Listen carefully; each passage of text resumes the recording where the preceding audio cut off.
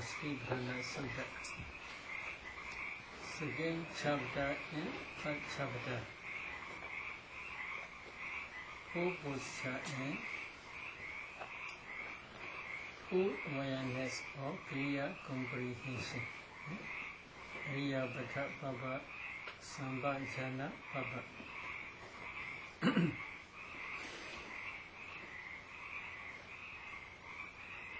You can sleep well because Dhamma is very tired.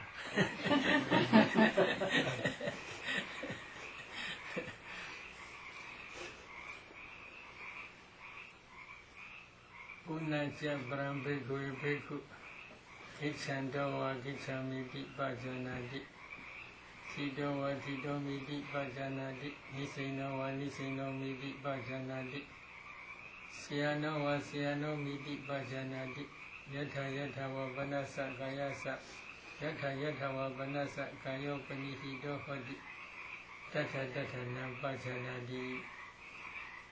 Very simple sentences, but meaning is very difficult. What is the meaning? Again, bhikkhus a bhikkhu. When walking, he understands I am walking. When standing, he understands I am standing. When sitting, he understands I am sitting. When lying down, he understands I am lying down. Or he also understands however his body is disposed. This is very simple. So because of this reason, Swami understand if you are walking, then if you know I am walking, this is enough. But it is not enough according to Gomin's explanation. So because of this reason, if you again listen another chapter, Sambhajana Baba, full awareness or clear comprehension. Punaja Brahmbekhu Bhekhu Bhekande Bhekande Sambhajana Gari Hodi Sacha Buddha taught. Again bhikkhus a bhikkhu understands. When he is going forward or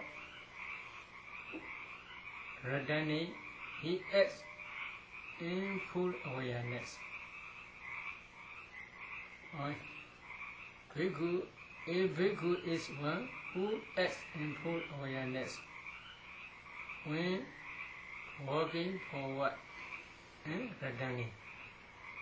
So in previous chapter, full body posture chapter, also Buddha says when walking he understands I am walking. In this chapter also Buddha says again, a bhikkhu is one who acts in full awareness when going forward or returning. So they are nearly same. Again, the last paragraph, last sentence, Kadeti de Nisene Sokde Jagri de Basi de Domibawe Sambhajana Gari Hodi. A bhikkhu is one who acts in full awareness when walking, standing, sitting, falling asleep, waking up, dogging, and keeping silence. So there is also another walking. So there are three types of walking. In full bodily posture session, there is also walking. A bhikkhu understands when walking, he understands I am walking. Then again, a bhikkhu is one who acts in full awareness when going forward or returning. Again, a bhikkhu is one who acts in full awareness while walking. So three types. What is the difference? The difference is long walking and short walking and moving. For example, when you are going for 1 mile or 2 miles, etc., for arms round, and then that is walking meditation. Within monastery, when you are practicing walking meditation practice, this is called who acts in full awareness when going forward or returning.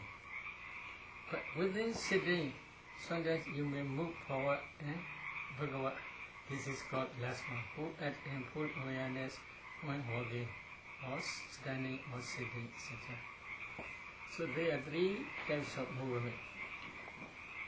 Long walking is called full bodily posture. Middle walking is maybe clear comprehension or full awareness chapter. And then short walking also in clear comprehension or full awareness chapter. So when walking, a bhikkhu understands I am walking. How he understands? So this is the meaning. According to commentaries explanation,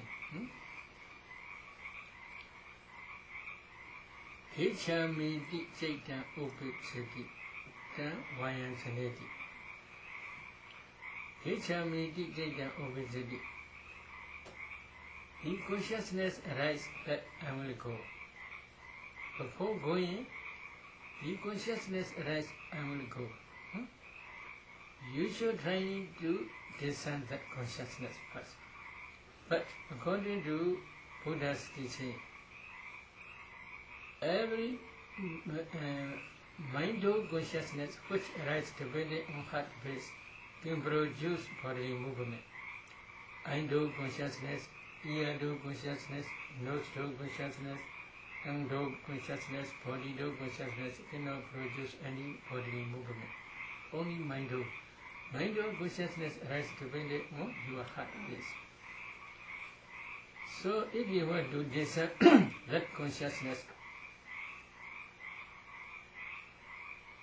I shall go. I will go. If you want to discern that consciousness, I will go. Then you should try first to discern ultimate materiality first. Especially, you must be able to discern your heart base. If you cannot discern your heart base, then it is not easy to discern that consciousness, which you have the intention to go somewhere. So, first you should try to discern that consciousness. But that consciousness arises always together with associated mental formations.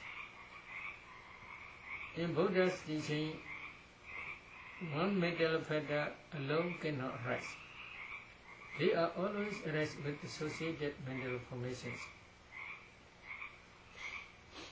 For example, when you are going for meditation,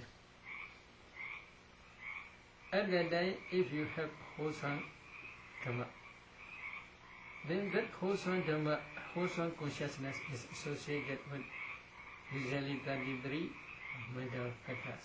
But while going to meditation hall, at that time you feel a happiness. Then there will be no wholesome dhammas. They are wholesome dhammas. They will be associated with unwholesome mental factors. But wholesome consciousness or unwholesome consciousness both can produce bodily intimation, bodily movement. So because of this reason, first you should try to discern consciousness. While sitting, then you should try to do like that. For example, you should pay attention here. You should try to discern heart base. Then if you see consciousness if you see going up mind, then you should do like that. Then you can see consciousness, which is being in subtraction. In the same way, while walking, if you want to practice, then please try in one corner of your walking path. Please, if you had been already practice Anapana, then you should try Anapana Kamatana up to 4th jhana stage. Imagine from 4th jhana, then you should discern ultimate materiality throughout your body. Especially in heart race. In this area, there are 54 types of materiality. Heart decay kalapa, body decay kalapa, sex decay kalapa, mind produce materiality, then temperature produce materiality, nutrient produce materiality, kalapas, uta kalapas. So altogether there are 6 types of kalapa. Among these 6 types of kalapa, you should emphasize only heart base. If you had been descend heart base, then you should try to move forward, little bit only, not really movement, little bit forward. Then that consciousness you should try to see. The intention to move, that consciousness. If you can descend that consciousness, again you should try to see that consciousness produce uncountable, numerous, small particles, kalapas. These kalapas spread throughout the body. If you analyze these kalapas, in each kalapa there are 8 types of materiality, such as earth element, water element, fire element, wind element, color, odor, flavor, nutritive acids. Among these 8 types, first you should find predominant factor, wind element, move forward. That wind element had the characteristic of supporting as well as the function. Function is pushing. That wind element you should try again to discern. This is predominant factor. So, if you can discern that wind element, then again you should try as if you are moving. Then that wind element can produce bodily intimation. Bodily intimation, kaya vanyati, when suppressing that bodily intimation, that wind element can produce it bodily intimation. You should try to see this bodily intimation. Then when the wind element spread throughout the body, together with that bodily intimation, according to your own intention, that mind produced materiality, predominant factor is wind element. Carry through the whole body forward. Such strong powerful energy, your mind. Your mind can go to far up. Very powerful. The energy, strong energy, then forward, slowly please try. Then there are 2 types of materiality. Carrying materiality, be carried materiality. Be carried materiality means in our body there are 4 types of materiality. Karma produce materiality, mind produce materiality, temperature produce materiality, then nutrient essence produce materiality. Altogether there are 4 types. Among these 4 types, carrying materiality is mind produce materiality only. Being carried materiality is there are 4 types. Karma produce materiality, mind produce materiality, temperature produce materiality, nutrient essence produce materiality. Mind produce materiality is both sides. Carrying materiality also mind produce materiality. Be carried materiality also mind produce materiality. Why? For example, now you are walking to kitchen. so that you don't want to go. Many complaints. Many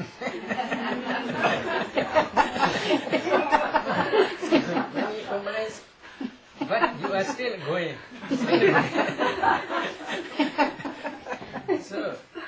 So then, while you are going, you may see any object. Endocognitive process arise. That endocognitive process also, except unconsciousness, mind movement. Other endocognitive process, mind movements can produce in the same way.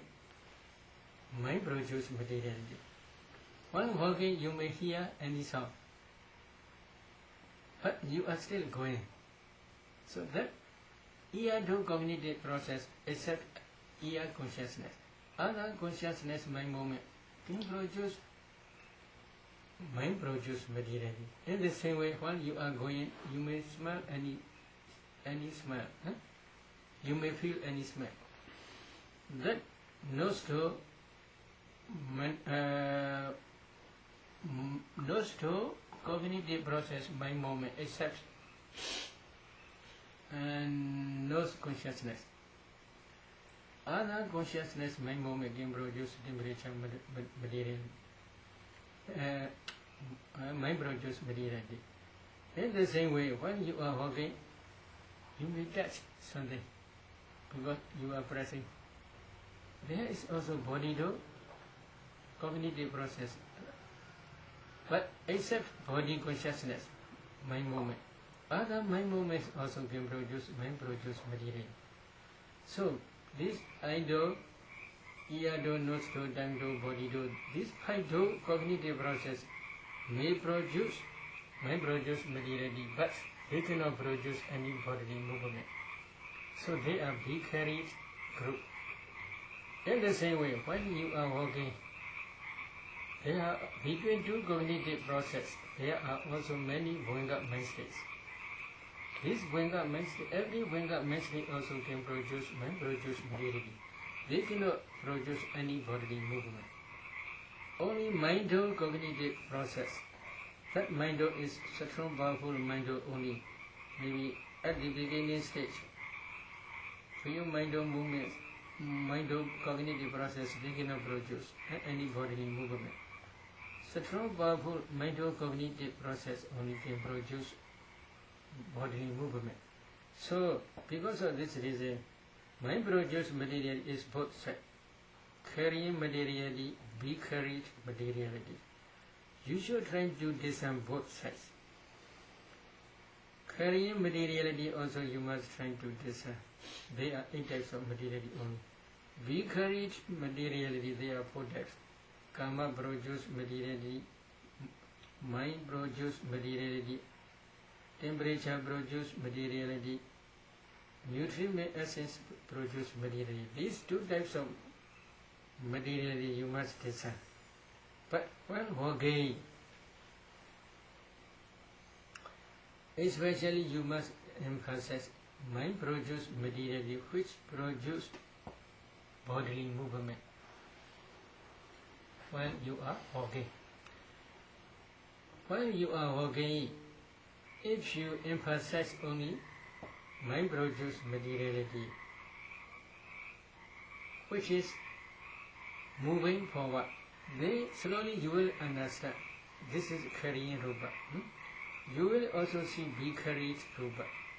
For example, there's one man is coming, carrying something on his shoulder.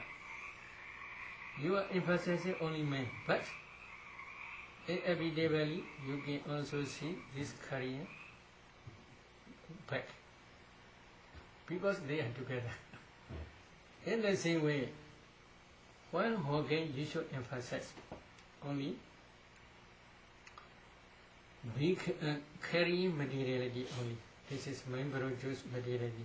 But when you are emphasizing carrying materiality, then you, in everyday valley, you can see vicarious rupi, 4 types of materiality. Karma produce materiality, mind produce materiality, temperature produce materiality, nutrient essence produce materiality. These 4 types of materiality also you can see. In geometry, they show one example. There's a small river, for example. water is flowing. If you put dry leaves on the water, dry branches on the water, they also will flow. But these leaves or these branches cannot move, but water is flowing. In the same way, water is like mind produce materiality. Karma produce materiality, temperature produce materiality, mind produce materiality, and then nutrient acid produce material like leaves. When water moves, they are also move. So because of this reason, from this place you can go to there, from there you can come back here. So because mind produce materiality is carrying the whole body, you should try to see this. So, this is the meaning. But to reach that stage, you must already have discern ultimate materiality. Then you must already discern ultimate mentality. Because of this reason, after Anapana session, after Vipassana stage, Buddha taught. After that only Buddha taught this full bodily posture session. In the same way, Sambhajana session, clear comprehension session, or full awareness session. It is connected to each other. Without discerning ultimate mentality, ultimate materiality, if you practice this full bodily posture meditation, you cannot understand the right meaning. But to reach that stage, for beginners not easy.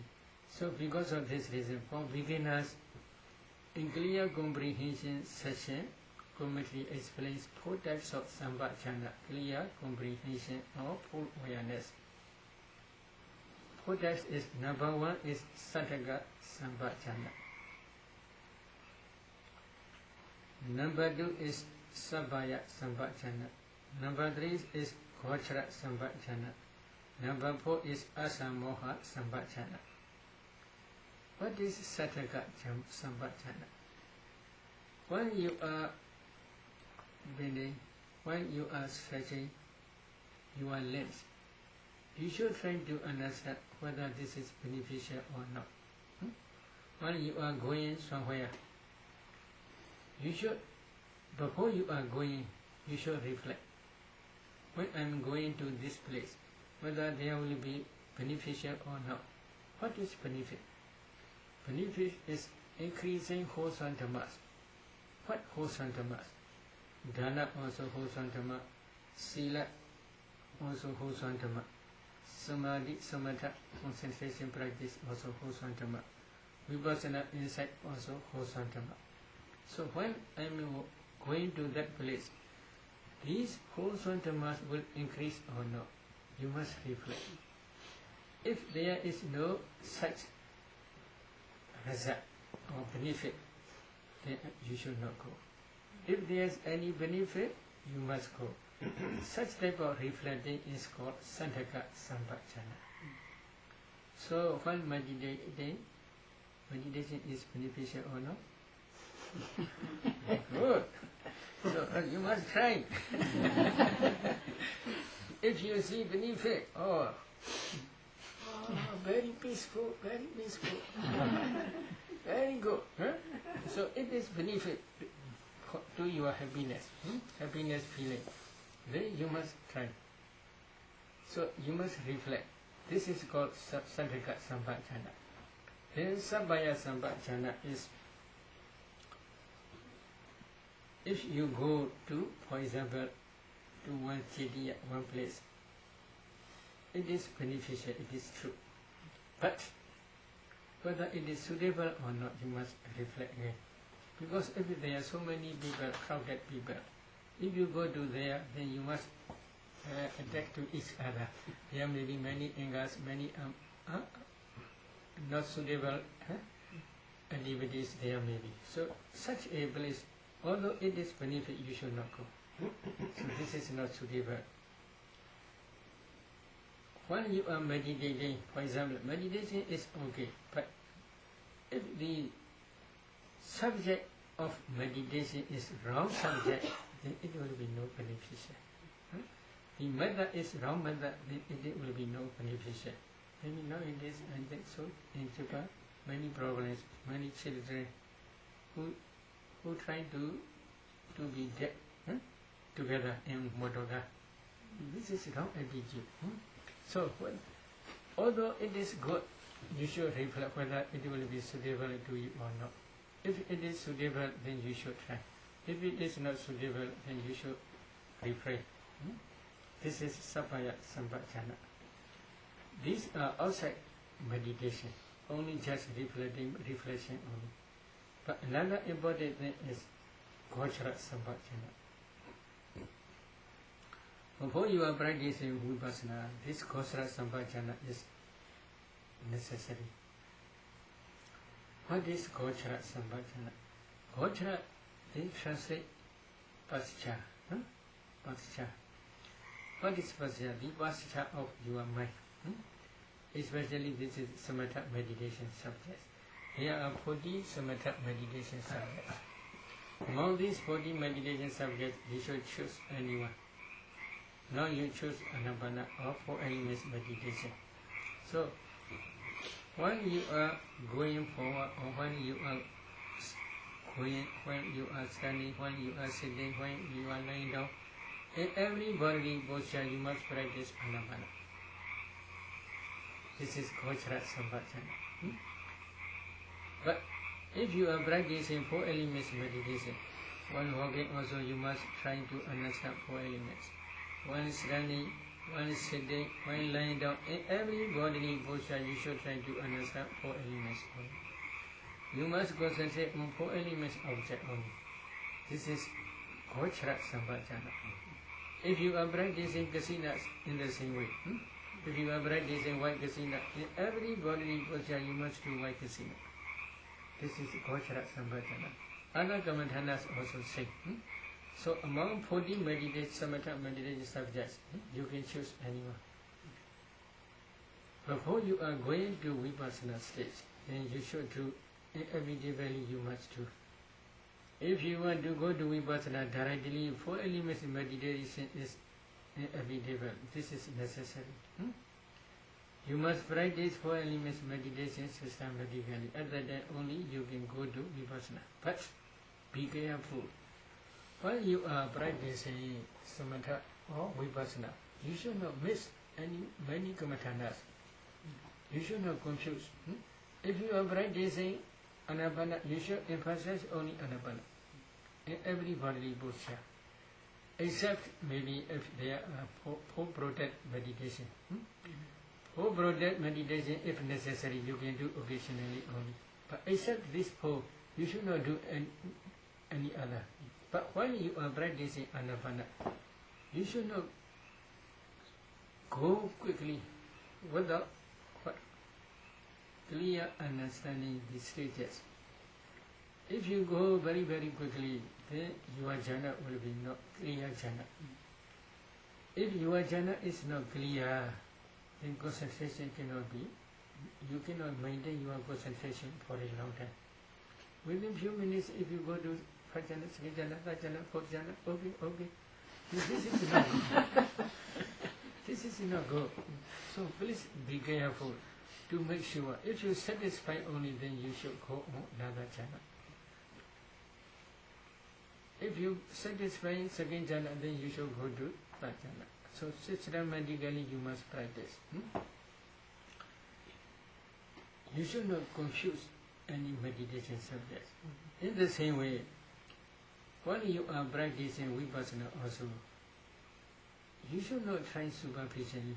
Oh, I had to be this ultimate mentality, I had to be this ultimate mentality, oh, I had to study dependent origination very easy. In this way you contemplate, this is not good. We are teaching systematically. You must discern ultimate materiality clearly. You must discern ultimate mentality systems clearly. You must discern dependent origination, at least 2 ways we teach, at least. For those who want to practice more, 5 ways we teach. Dependent origination, there are 5 ways for that. After that, you must discern this ultimate mentality, ultimate materiality and their causes by way of characteristic, function, manifestation, and proximate cause. So there are in each mental factor, in each physical, in each rupa, there are different characteristics, different function, different manifestation, different proximate cause. For example, earth element. What is the characteristic of earth element? In many sutras, especially Buddha emphasizes only characteristic of earth element, two only. Kakhala, Krigata. Kakhala is hardness. Krigata is roughness. Why? How soft maybe if you touch, you can feel little bit hardness. Less hardness is called softness. Strong hardness is called hardness. So only there are always when you compare two objects at that time only this is soft, this is hard. But how soft maybe if you touch, you can feel little bit hardness. So because of this reason, instead that Buddha emphasizes only two, Kakala and Krigata, hardness and roughness. But in Abhidhamma, Buddha says six: hardness, roughness, heaviness, softness, smoothness, lightness. Why? The listeners, especially Devas and Brahmas, their body is very soft. So because of this reason, if they distinguish hardness and softness, they will be understood clearly because their body is very soft. In the same way, roughness and smoothness, heaviness and lightness, if they distinguish in this way only, they will understand clearly. Because of this reason, Buddha taught in heaven, in Abhidhamma. But in human world, usually many, like Mahayana, Vada Sutta, and Dhandu Viveka Sutta, etc., only Buddha taught Kakala, Krigata. So this is the characteristic of earth element. What is the function of earth element? The function of earth element is standing place of the concomitant materialities. For example, anti-gate kalapa.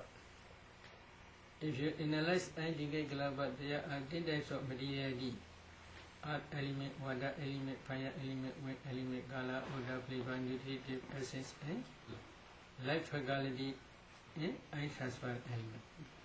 All the remaining, except earth element, the remaining 9 robust materialities arise dependent on earth element. Without earth element, they cannot arise. They must stand on the element. Earth element is like ground. So now we are all standing on the ground. If there is no ground, we cannot stand. So standing place, this is called this function. What is it? Is manifestation. When a meditator discerns this earth element, he will see, oh, this is a Adhitthana rasa. So Sampadichana, yes, okay. Sampadichana Vichupatana, Sampadichana, oh, this earth element is receiving the remaining concomitant materialities within Sankalapa. If this is maybe standing place, others are above, for example, others are above, this is below. Then others are, the earth element receive others 9 to appear. So this receiver as a receiver. The proximate cause, what is proximate cause? Within one kalapa there are 4 elements. The remaining 3 elements, water element, fire element, wind element, these are proximate cause. Without water element, without fire element, without wind element, earth element alone cannot arise. You can see this earth. There is wetness. There may be heat and cold. Fire element. There is water element. There is always movement. So this is wind element. So without the remaining three elements, earth element alone cannot arise. So in this way, you must discern every middle feather as well as every rupa by way of characteristic, function, manifestation, and proximate cause. Without discerning these four ways, four types, your insight, understanding, or your understanding knowledge of ultimate mentality and materiality will be not clear. So in this way also you must teach. You must learn. After that only you can go to Vipassana. So if you go to directly to Vipassana, okay, all are nature. Then your insight knowledge cannot produce for realization of Nibbana. Because it's just only superficial. In the same way, while walking also, if you want to discern real ultimate mentality and materiality, then please stand up in one corner of walking path. Please try meditation or maybe concentrate anapana or maybe any jhana. Up to fourth jhana stage. For example, if you are practicing anapana, then you should try anapana again up to fourth jhana stage. Coming out from fourth jhana, you should discern ultimate materiality, the whole body, throughout the body. You should discern four elements. When you see kalabas, you should analyze. Especially emphasize here heart place. Then you should try to move. That consciousness you should try. You decide I will go. That consciousness you should try to discern. And if you can discern that consciousness, again, you must discern that consciousness produce many mind produce materiality. This mind produce materiality is spread throughout the body. For easy understanding, we are saying spreading throughout the body only. Really, everywhere they are producing, because every kalapa has no leg. They cannot walk. As soon as they rise, they pass away in their own place. So from here, they do not go to there. But because of this power of consciousness, everywhere mind produced material is rising and passing. You should try to see these small particles. And then, after that, please analyze these small particles. There are 8 types. Among 8 types, wind element is predominant factor. That wind element produces bodily intimation, moving manner. That bodily intimation you should try to see. And then, together with that bodily intimation, that wind element carry the whole body or the whole rupas. 4 types of rupas. Kama produce materiality, mind produce materiality, temperature produce materiality, nutriment essence produce materiality. Then together, you should try to see these 2 types of rupas: carrying rupa, be carried rupa. Carrying rupa, be carried rupa. In this way, you should try. And then again, go back. Mentality, which produce this movement. This is mind-cognitive process. When you are discerning ultimate mentality material, at the time, this mind also can produce bodily movement. That mind-cognitive process taking all your ultimate materiality as object. So that mind-cognitive process usually, number 1, mind-adaptive consciousness. Then 7, jhana impulsion mind movements. These 7 are very important. These 7 jhana impulsion mind movements, last is most important. The preceding 6 are supporting cause. Last is to produce bodily movement. So this such type of mind-cognitive process rise and pass with many times. So many mind-cognitive processes can produce bodily movement only. So that mind-cognitive process together with associated mental formations are called nama. Carrying rupa and being carried rupa, these 2 are rupa. So you must decide alternately nama, rupa, while walking. In this way you must do. If you can do in this way, Buddha says, again bhikkhus, a bhikkhu understands. When walking, he understands I'm walking. When standing, he understands I'm standing. When sitting, he understands I'm sitting. When lying down, he understands I'm lying down. Only nama, rupa, mentality, materiality you must listen. But not yet finished. Another sentence, this sentence has many arguments. Yatha yatha wa panasa kayo panihito hoti tata nampachanati. What is the meaning? Or he also understands. However, his body is disposed. So he must try to understand however his body is disposed. What is the meaning? Previously Buddha taught four bodily postures separately. Now four bodily postures together only. Wherever, whenever, however you dispose your body, you should try to discern ultimate mentality, materiality in the same way only. This is the meaning. So, while walking, what you should do to understand? While walking, you must try to understand ultimate mentality and materiality. If it is so, why Buddha taught the last sentence, Yatha yatha va panasa kayo panihito hoti tata nampachanati. So, because of this reason, sub-commentary explain another way of explanation.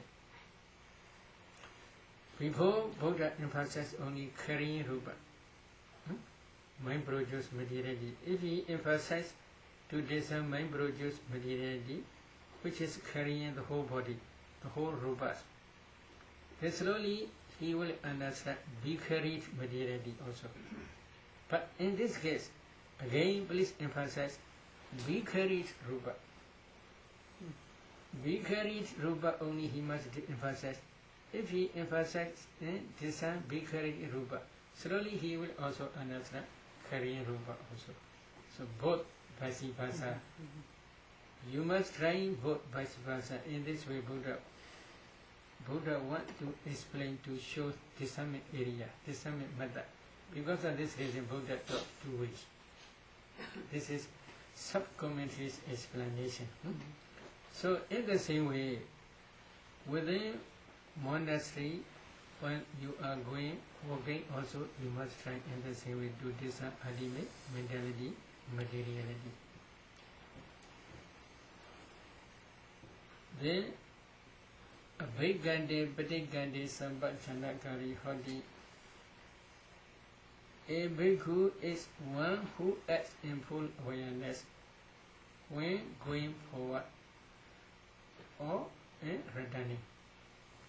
When you return, in the same way walking and then coming back, in the same way you must do both. You must do in the same way what? You must discern ultimate mentality, ultimate materiality, carrying rupa, vicariate rupa, in the same way. Okay? Then another. Alokite vilokite sambhachanakari hoti.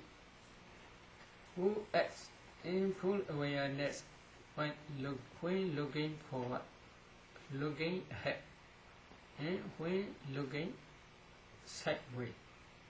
So looking forward is like that. When looking sideways is this, what she is doing, what she is telling. In this way you do. At that time also you should try to discern ultimate mentality, materiality. Oh, here, my consciousness rise to look forward. That consciousness you should try to discern. Then that consciousness produce your eye to see, to let see forward. So that movement you should try to see here eye. Your eye legs may be moving. At that time you should try to discern here mind produce materiality first. this consciousness produces this movement. That mind produce materiality. There are 8 types of materiality. Among 8 types, there is wet element. This is predominant factor. That wet element produce your legs movement. So this movement is bodily intimation only. Together with bodily intimation, that wet element produce looking your eye forward or sideways. And this. So this is mind produce materiality, be carrying materiality. But you must also try again to discern be carried materiality. Your eyeball. If you discern 4 elements systematically, you can see only a group of small particles, clusters. These clusters, if you analyze, there are 6 types of clusters only. Eye decay cluster, body decay cluster, sex decay cluster, mind produce odor cluster, temperature produce odor cluster, nutritive essence produce odor cluster. So altogether 6 clusters, 54 rupas. They are vicariate rupa. Here, this consciousness produces your eye movement. This is called carrying rupa. Both types of rupa you must discern. And then again you must discern ultimate mentality here, mind cognitive process. So when you are looking forward, or looking sideways, at that time also you should discern ultimate mentality and ultimate materiality. Then another Samanji de Basari de Sampajanakari Hodi. A bhikkhu is one who acts in full awareness while placing extending his limbs. Placing extending his limbs. So here, placing. You should try to discern 4 elements here.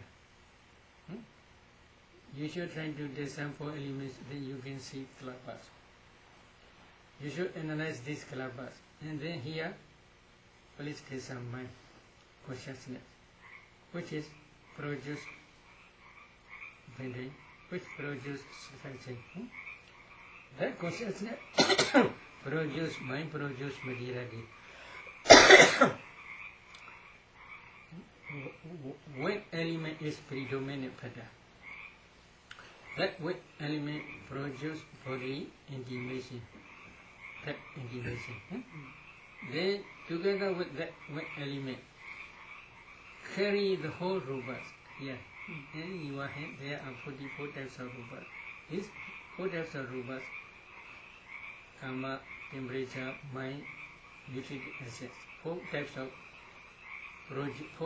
causes produce materiality. All materialities are vicariate rupa.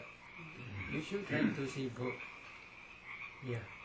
Samanji de, Pasari de, placing and stretching your limbs. In the same way, when you are stretching and bending and stretching your legs, you can do in the same way. So you must discern ultimate materiality, ultimate mentality.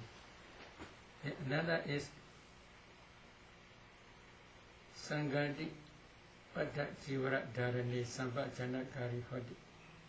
A bhikkhu is one who acts in full awareness while wearing his robes and carrying his outer robe and bows. Now we are going for arms round. And then also we are trying to discern ultimate mentality.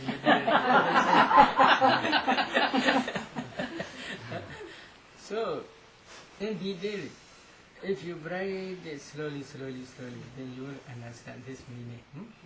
So, Mahasri Prana, what is Mahasri Prana? This is very important. If you understand only just superficial, your way of practice will be superficial only. If you understand deeply according to the meaning of Buddha's teaching, and then only you can practice systematically. Then another one is Asidi Pidi and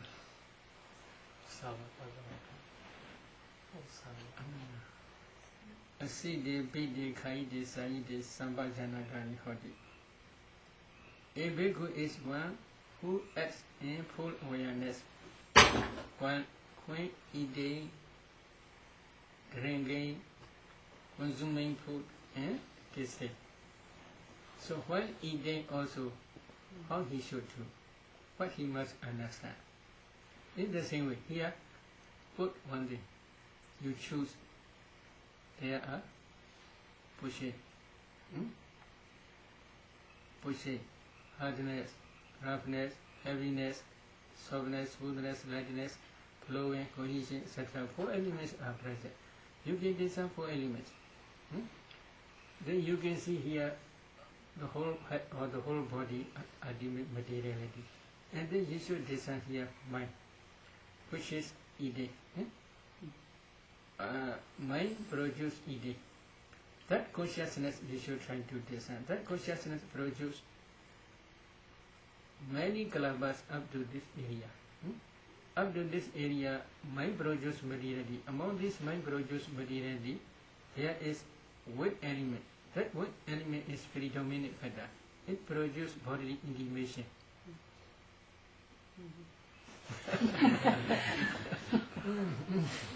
Bodily intimation. This intimation is produced by.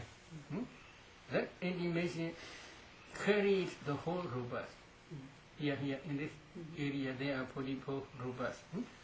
Kama produce materiality, mind produce materiality, temperature produce materiality, nutriment produce materiality. These 4 types of materialities are here. These rupas, this what element or mind produce materiality, carrying rupa, carrying as if chewing, as eating, as consuming any food, or as tasting. So in this way they are producing. So here you should design materiality, and then again you should design here mentality, which produce to eat or to consume, etc. So both while eating you must do what? You must design ultimate mentality, ultimate materiality. Okay? Very easy. Then not yet finished. Another. Okshara Basava Kami Sambhajana Kari Hodi. A bhikkhu is one who acts in full awareness when defecated and urinated. When defecated or urinated, when element is predominant factor. When pushed, at that only they come up. When is do not push, they will not come up. So that when element is produced by mind, especially predominant factor. This is carrying rupa. The whole dung or the whole urine carry out. So this is carrying rupa. We carried rupa, but that carrying rupa is always associated with other rupas. We can say we carried rupa. Kama produce materiality, temperature produce materiality, mind produce materiality, nutrient essence produce materiality. But they together, they are one element altogether. They together defecate or urinate. Because of this reason, you should try, especially when you are defecating, if they go out. This is only temperature produce materiality only. Temperature produce materiality means if you design 4 elements in that gunk or urine, you can see only a group of small particles. These small particles, if you analyze, they are only 8 types. Among 8 types, there is temperature. That temperature produces another new generation successfully for a long time. So they are only nutritive temperature produce material only. They are also being carried rupa, not carrying rupa. So these rupas you must design. Then again you should design ultimate mentality here, especially mind-cognitive process. But other cognitive process also you can design, no problem. No problem means when you are defecating, smell is very good or not. So you can decide there at that day, oh, no stove, cognitive process, you can decide. Sometimes you may hear any sound, you can decide. I do cognitive, ear do cognitive process. You may see anything, you can decide. I do cognitive process also. No problem at that time. If you are discerning ultimate mentality, materiality, while you are disagreeing also, you can become Sotapanna. Because you are practicing always. You are always practicing. If you can discern ultimate mentality, materiality in this way, it is very beneficial, very reversible at that time. Although reversible, if you can practice vipassana systematically, it is very beneficial. Is it true? Yes, very good. Then another is what? Another is Gade Kide Nisene Soke Jagride Sambhajana Karihati. Gade Kide Nisene Soke Jagride Baside Donibawi Sambhajana Karihati. Gada may be walking. Kida standing. When walking, when standing, when sitting, and when falling asleep, and waking up. And then Pasida, when talking, and then Donibawa, when keeping silence. You must try to understand ultimate mentality, materiality. This is small movement. When you are sitting also, you may move forward a little bit, maybe move backward a little bit. This type of going forward and returning. This type, at the time also you should try to discern ultimate mentality and materiality. But there is another problem. While you are falling asleep, how you can discern ultimate mentality, materiality? Because you are sleeping. The reason is that before you are sleeping, you can discern ultimate mentality, materiality. Maybe you may fall asleep, no problem. As soon as you wake up, you can discern ultimate mentality, materiality again. While you are practicing vipassana, maybe somebody did that also inform me. While they are practicing anapana, before they are sleeping, they can pay attention anapana nimitta, very bright. If they fall asleep, as soon as they wake up, they can see nimitta is here. So this such type of way.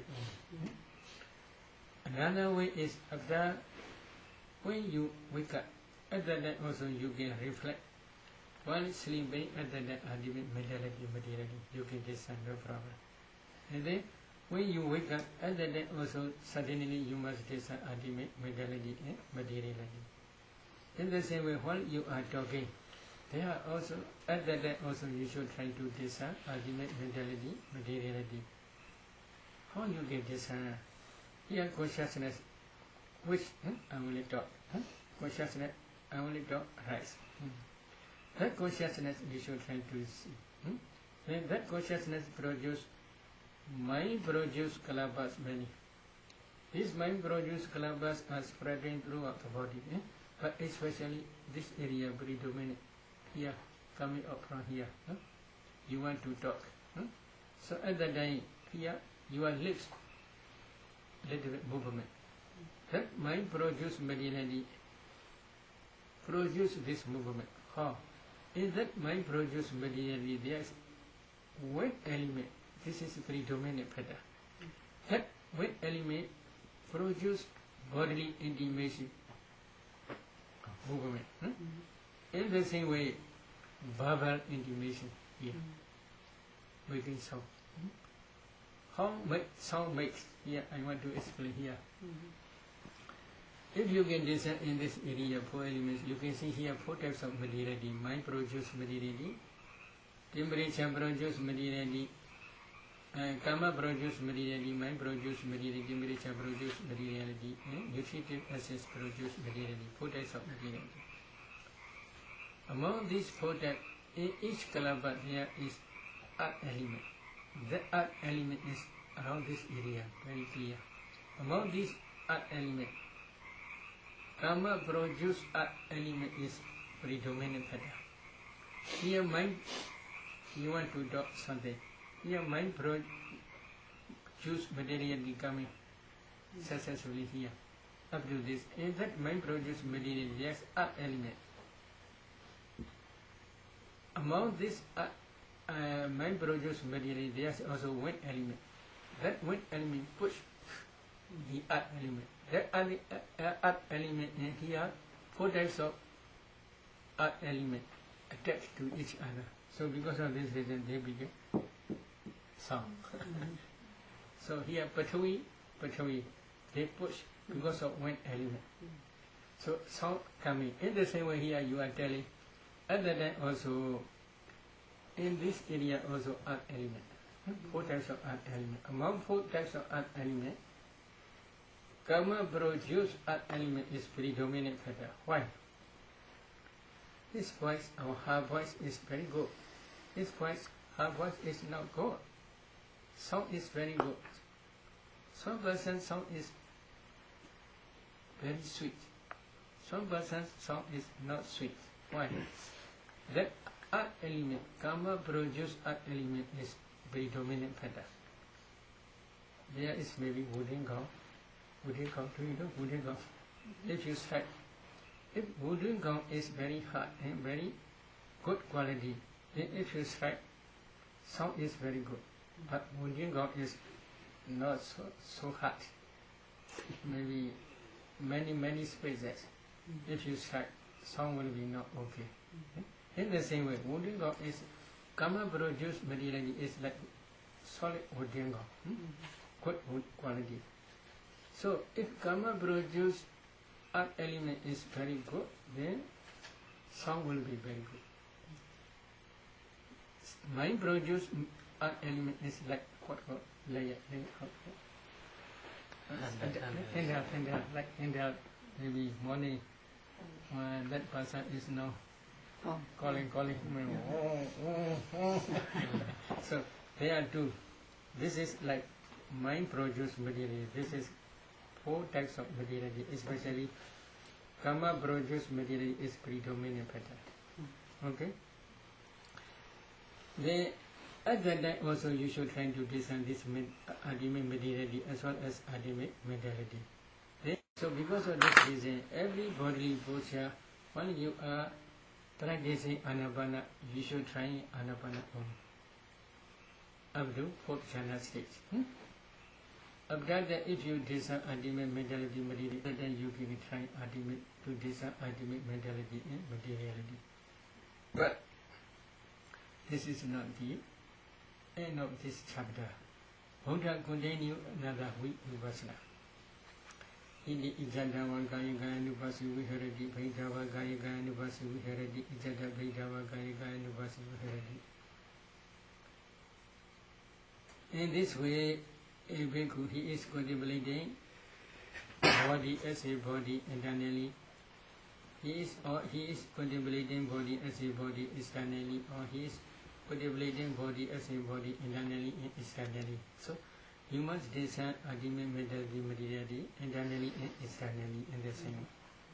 Then samudaya dhammanupasivagaya same viharanti, vaya dhammanupasivagaya same viharanti, samudaya vaya dhammanupasivagaya same viharanti. So same like Anapana session. You must try to discern, or you must contemplate. Samudaya dhammanupasivagaya. The rising nature, you must contemplate in the body its nature of rising, or its nature of dissolution, or both its nature of rising and dissolution. And then you must continue Bhangajnana, etc.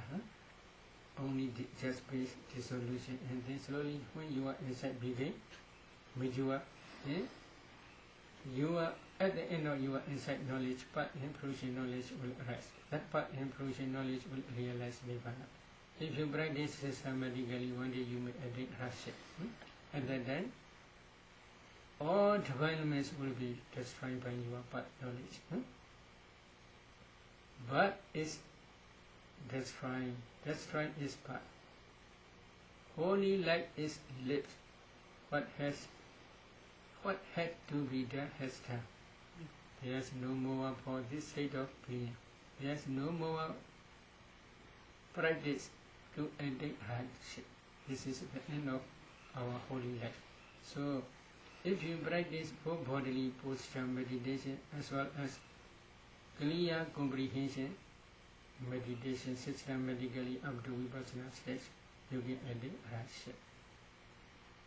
Okay, to the finish. You can discuss. Any question? I'm wondering about the role, Sayadaw, of intention. The Buddha said karma amongst intention is karma. So yes, this is in one sutta in Anguttara Nikaya. That intention, they translate many Chirana only. Chirana is karma. But that Chirana, they translate intention. Sometimes they translate volition. What is Chirana is karma is usually when you are now accumulating wholesome dhammas. Wholesome dhammas is, for example, you are practicing anapana. You are focusing on the natural breath. Concentration begins, for example. At that time there are 34 mental factors. Among these 34, Chirana is predominant factor. How it began predominant factor? That Chirana is associated mental formations to be addition to the breath object. Because of this Chirana itself also be addition to the breath object. Associated mental formations also it say sorry, not to be addition this only one object. So because of this Chirana, your work can be successful. But if there is no Chirana, it is not easy. So because of this reason, when this wholesome karma produce any result, that Chirana is important. If your Chirana is very strong, effect is very strong. If Chirana is very weak, effect will be very weak. In the same way, when you are doing unwholesome, when you are accumulating unwholesome karma, also in the same way. But among these Chiranas, what Chirana is the highest Chirana, because this produce, it is result without interruption. Akalika. Akalika, there is no interval time. So that part Chirana can destroy defilements stage by stage. This is also one reason. Another reason is that part Chirana cannot produce any future existence. Is it good? Very good. If one Chirana produce future existence, then you must, there is jhati part. There may be jara or there may be jhati sickness, there may be death, marana. Because if there is future existence, but that part Chirana cannot produce any future existence. If there is no existence, you will not, there will be no birth, no decay, no disease, no death. Is that good? Okay.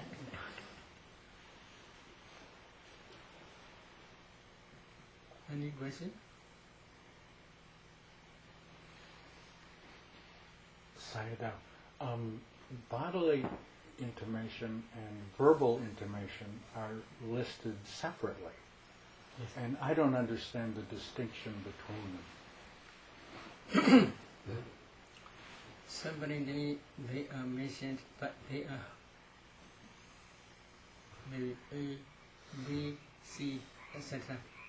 This is also together with bodily intimation. But bodily intimation alone cannot produce right sound. So verbal intimation also necessary. Verbal intimation is coming out from here. Bodily intimation also coming out from here. But they are usually separately mentioned. They are not real rupas. They arise depending on real rupas only. For example, this finger, this is okay. If you pay attention 4 elements systematically, here you can see 44 types of rupas.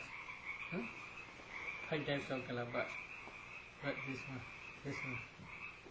This temporarily only this arises, depending on this real rupas. So because of this reason, they are not real rupas. They are intimation only.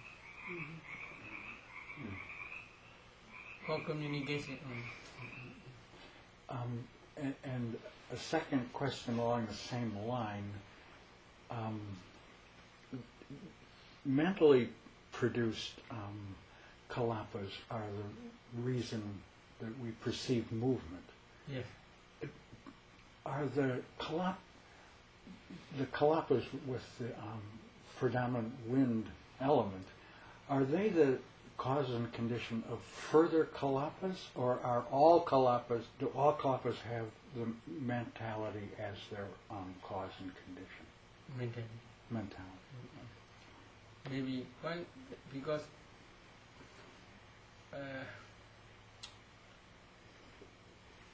Chaitan Vayan Chanedi, commentaries explanation. Chaitan Vayan Chanedi, mind produced wet element. So such commentary explains not only wet element, because rupas arise as a kalapa only. So mind produced kalapas, and that kalapa wet elements predominant pada only. That predominant wet element produces bodily intimation. This is also not really true, because wet element alone cannot produce bodily intimation. What the other three elements, wet element alone cannot produce bodily intimation. So, earth element, water element, fire element, wet element, all together only can produce bodily intimation, because they are Upada Rupa, derivative Rupa. Derivative Rupa means they arise depending on four elements only. But in this case, Buddha taught predominant Pada only.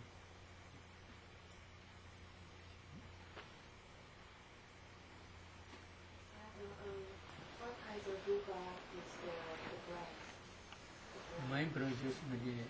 Just like the If you design here, if you design here four elements, systematically, breath is nothing but a group of small particles. These particles, if you analyze, there are 9 types of materiality. 9 types of materiality means earth element, water element, fire element, wet element, kala, odor, flavor, nutritive essence, and breathing sound. In one kalapa there's earth element, in another kalapa there's earth element. Because of wet element, they attach to each other. So when they begin sound. So together with sound, there are 9 types of material. They are produced by mind. But without body, mind alone cannot produce. So because of this reason, inevitably, body also another supporting cause. Nose, this is also another supporting cause. But while you are practicing Anapana, internal is mind produced materiality as well as Nimitta. Nimitta is Anapana Nimitta. That Nimitta internally is mind produced materiality because white color, as well as temperature produced materiality. But if the Nimitta is shining up to outside, that outside area Nimitta is temperature produced materiality only. That temperature is not outside temperature. That temperature means in mind produced materiality there is Tejo element, fire element. That fire element is called temperature. That temperature produces new generation. But that generation is not only inside but also outside. So because of this reason you can see here Nimitta outside. This Nimitta is temperature produced materiality only.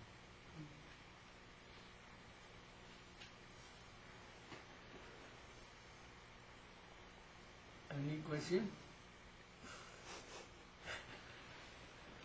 Energy and vitality is very important to our life. Yes. Is energy also included in the temperature kalapa? Is also included in all 8 type kalapas? Yes. But vitality, especially external vitality, is a strong, powerful supporting cause. In mind, karma produce materiality, there's also nutritive essence, vitality. Mind produce materiality, also there's nutritive essence, vitality. temperature produce kalapa also there's vitality, nutritive assets. But they can produce new generation when the external nutritive assets support and digestive fire also support. If there is no external nutritive assets, they alone cannot produce new generation.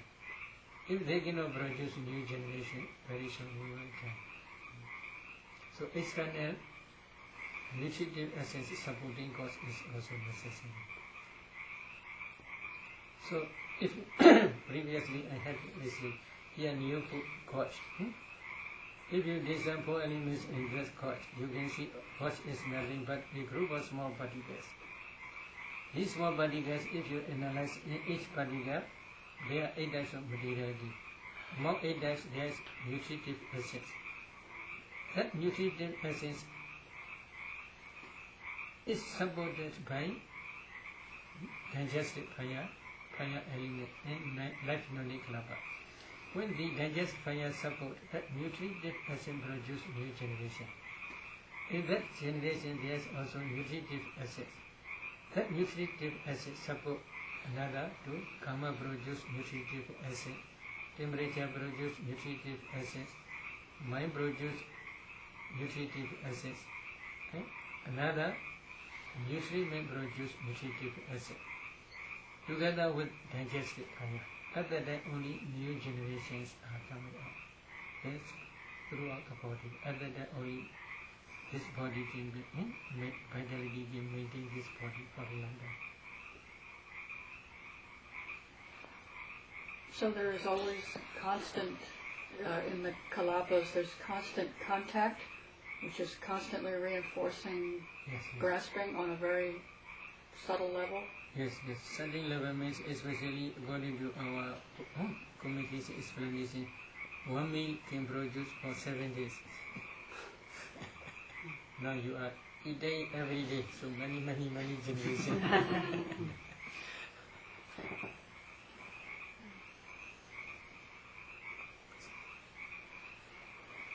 Can Sayadaw explain how some people have managed to train themselves to support the body only with breathing, not taking water, not taking food? How that they can support the life process in this way? There may be also their karma, so their karma as well as also maybe external supporting cause. External supporting cause means maybe here, for example, wind is blooming, for example. Although wind is, if you can analyze wind is only a group, a very subtle group of small particles. Among these particles, there is also nutritive assets. Here also digestive fire. That digestive fire support, that nutritive assets also can be spread like Bhimisara. Do you know? Bhimisara, King Bhimisara. When he was present, there's no food. Cut all food. Then his wife carry food. And Jada said to prohibit all. Then how she do? She wrap Bada to her body. And then Bhimisara leg with his time. So from this also can spread a little bit only, but it depends on their own karma and then so. So they're taking nutritive essence from the air. They are also possible way, but there maybe they also may drink, some people, but I'm not sure. But such persons are some very strange, because of their strange karma only. Their karma can maintain their lifespan maybe for a long time and then so.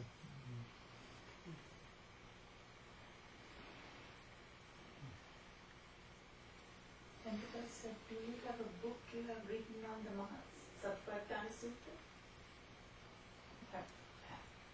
Do you have a book that you have written on this subject? Yes, maybe original translation only. No commentary. Commentary we cannot bring because very heavy. Say those books. Written by Oh yes, maybe. One of my disciples is edited, not yet finished. Because I'm trying this Dhamma talk in Pina maybe 2 or 3 years ago. He is edited, not yet finished, partially only finished. Then if it is finished, they will put it out. They will publish.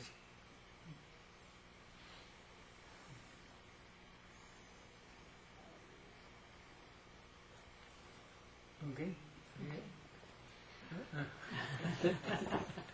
Does a person do all this, what you described tonight, until the end of their life, or is the process stopped after, let's say, the vipassana work? Maybe I do not understand your question. Someone takes your course Okay. and goes through this process. Okay. Then they finish with the course. What is finished? Well, let's say, no. Maybe in our Buddha's teaching, finish means when you begin Arahat only. So we cannot say finish. But we teach after Vipassana stage, it is true. So someone like you, teacher, you may go through this process every You day. shouldn't ask because like such questions. Maybe there may be somebody that has who can do this practice. Okay, sorry.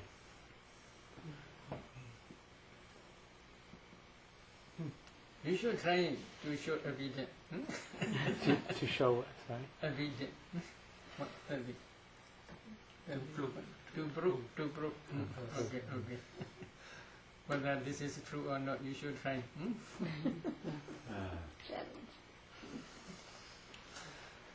One more question. About meditation, some meditator can float in the air, which is against the gravity. Can any kalapa against the gravity of Earth, leading to the floating of the yogi when they in deep meditation? Maybe not really floating, but they feel as if floating only. Because other than weight element is very strong. The Earth element? Weight Wind element. element. Weight element is predominant factor. Because of this reason, they feel float as if floating, not real floating. Not real floating? Real floating is if you do psych power, direct knowledge, to fly in the sky.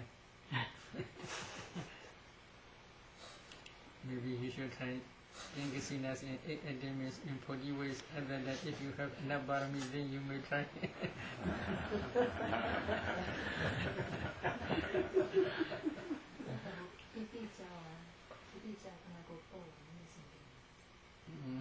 Maybe another way is maybe when you are meditating, and then there's strong, powerful rapture, piti, arise.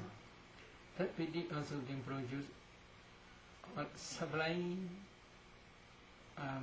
mind produce materiality, very superior mind produce materiality. And then among these kalabas, weight element is very strong. So because of this weight element also sometimes they may float. But in commentary there's one story, but it will be very difficult. Maybe there's one lady who had pregnant.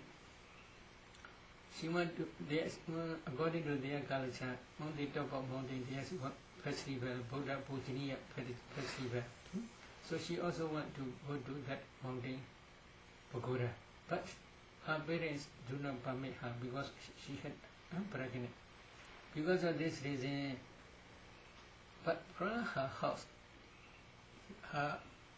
she heard the chanting voices in the pagoda. So she gained a lot of pity. Other than she reflect Buddha's qualities, she got a lot of pity. Because of this pity, her body fly in the sky and go won't do that stage yet. But it will be very rare story. And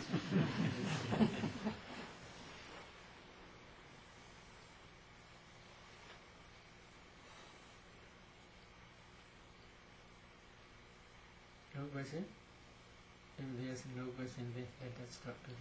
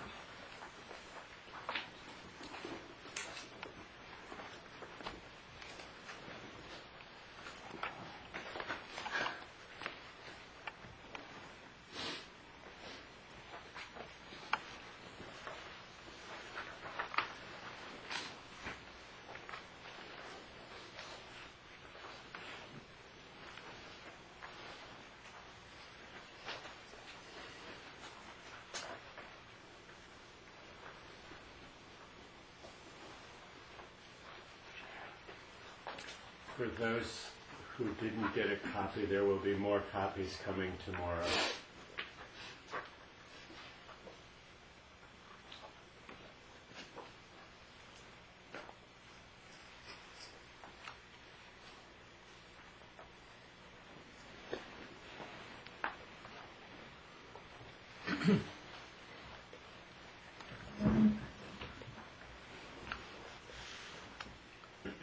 Today we will discuss about 11 types of imperfections.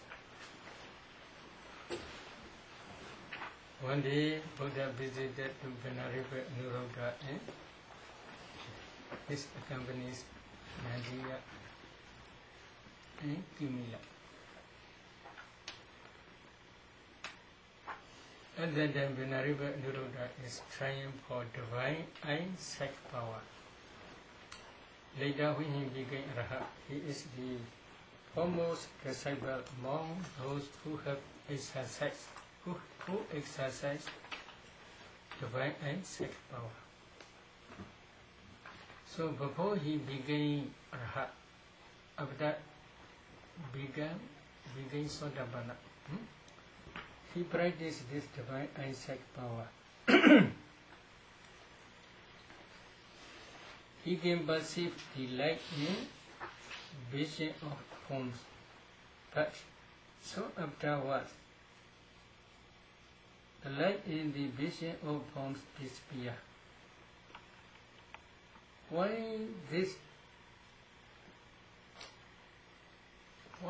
the light in the form of the vision of forms? Why did the light and the vision of forms disappear? He do not understand because.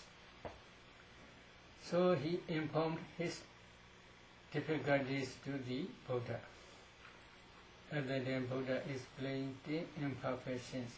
These 11 types of imperfections. These 11 types of imperfections are our Buddha's experience before his enlightenment. While he is practicing meditation in Uruvela, he gave up asceticism, what's that? Self-modification practice. Then he did raw food, make his body strong. At that day, he practiced samatha and vipassana. He practiced Tingasinas and Adamas. And he practiced Anapana up to 4th jhana. Especially he practiced at that time 5 mundane psychic power. Among 5 mundane psychic power, divine insight power is one. While he is practicing divine insight power, he also discovered the light and the vision of forms. But so afterwards, the light in the vision of forms disappear. Why this problem appear in him? He especially he investigates the cause. He sees number one cause is doubt. When doubt arose in him, his concentration fell away. When his concentration falls away, the light in the vision of forms disappear. He discovered the cause and condition for the disappearance of the light in vision of forms. What is doubt? This is important. I want to explain a little bit more. If one meditator wants to practice divine eye sight power, first he should try 10 kasinas and 8 attainments. Especially later he should emphasize 8 kasinas from Art Kasina to White Kasina. In each kasina up to 8 attainments. He must practice in 40 ways. If you want to understand 40 ways, then please try to see Visuddhi Magga, the path of purification. After that, he must choose one kasina among 3. 3 is number 1 is Tejo Kasina, Fire Kasina. Number 2 is Odada Kasina, White Kasina. Number 3 is Aloka Kasina, Light Kasina. Among these 3, Light Kasina is the best. For example, if a meditator chooses Light Kasina, then he should try taking light, maybe such as light. Taking light, he should try Light Kasina up to 4th jhana. But he must practice again and again. When his 4th jhana produces strong powerful light, at the time, coming up from 4th jhana, he should spread this light kasina up to limited area. For example, 1 compound. He should spread this light within 1 compound. And then he should concentrate on that light again, but not up to 4th jhana stage. Up to excess concentration stage of 4th jhana. Then emerging from that excess concentration, he should do let there be light here. Within this area, the light must be within fixed area. So if he do in this way Adhitthana resolution, after that he should try to look, to see, to concentrate on that light. There is a strong powerful concentration will arise. At that time, he can try to see within this limited area different objects. What are different objects? There may be animals, there may be pretas, ghosts, there may be yakas, demons, there may be devas, there may be human beings, there may be animals. When he is seeing these different beings, different objects, at that time doubt arose.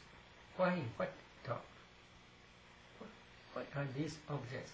Oh, they are man or woman, they are animal or ghost, they are demon or deva, etc. In this way he cannot decide well, because this is past experience. So when that doubt is appear, then because of this doubt or investigation, then slowly concentration will fall away. When concentration fell away, then the light and the vision of forms will disappear. In the same way, this is one example. When you are practicing Anapana, for example, you may see light. Oh, what is this? What is this? What is this? Oh, light is coming from here. Oh, it is nimitta or not? Oh, light is coming from here. Is it nimitta or not? you should not investigate. If you have such doubt, this is problem. Another doubt is, this is real nimitta or not. In this way, if you have doubt, this is also problem. But you should not investigate other than just focus on the breath. While you are focusing on the breath only, when your concentration develops further, the breath will become nimitta. The breath will become nimitta means the breath coming up from the nostril will become with color, maybe such as gray smoking color, or maybe white color, or maybe brighter color, bright color. So one type of color would coming up together with breath from the nostril.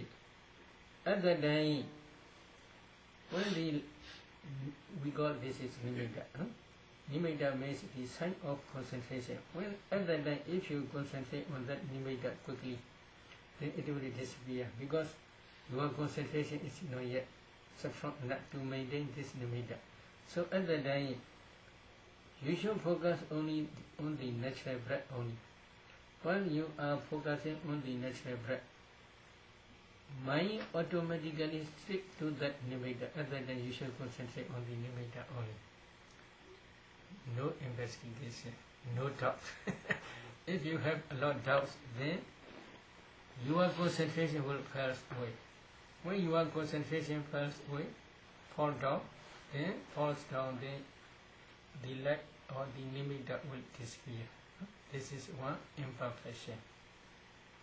In the same way, while you are practicing 4 elements meditation, white color may appear here, for example, when concentration develops further. This is real white or not? This is real, not real. In this way, if you have doubt, this is also a problem. You must concentrate on 4 elements only.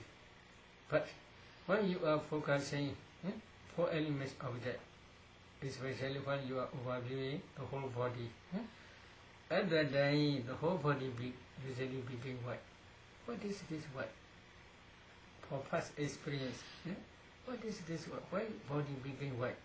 In this way, if you have doubt, this is also problem. Problem means your concentration will fall down.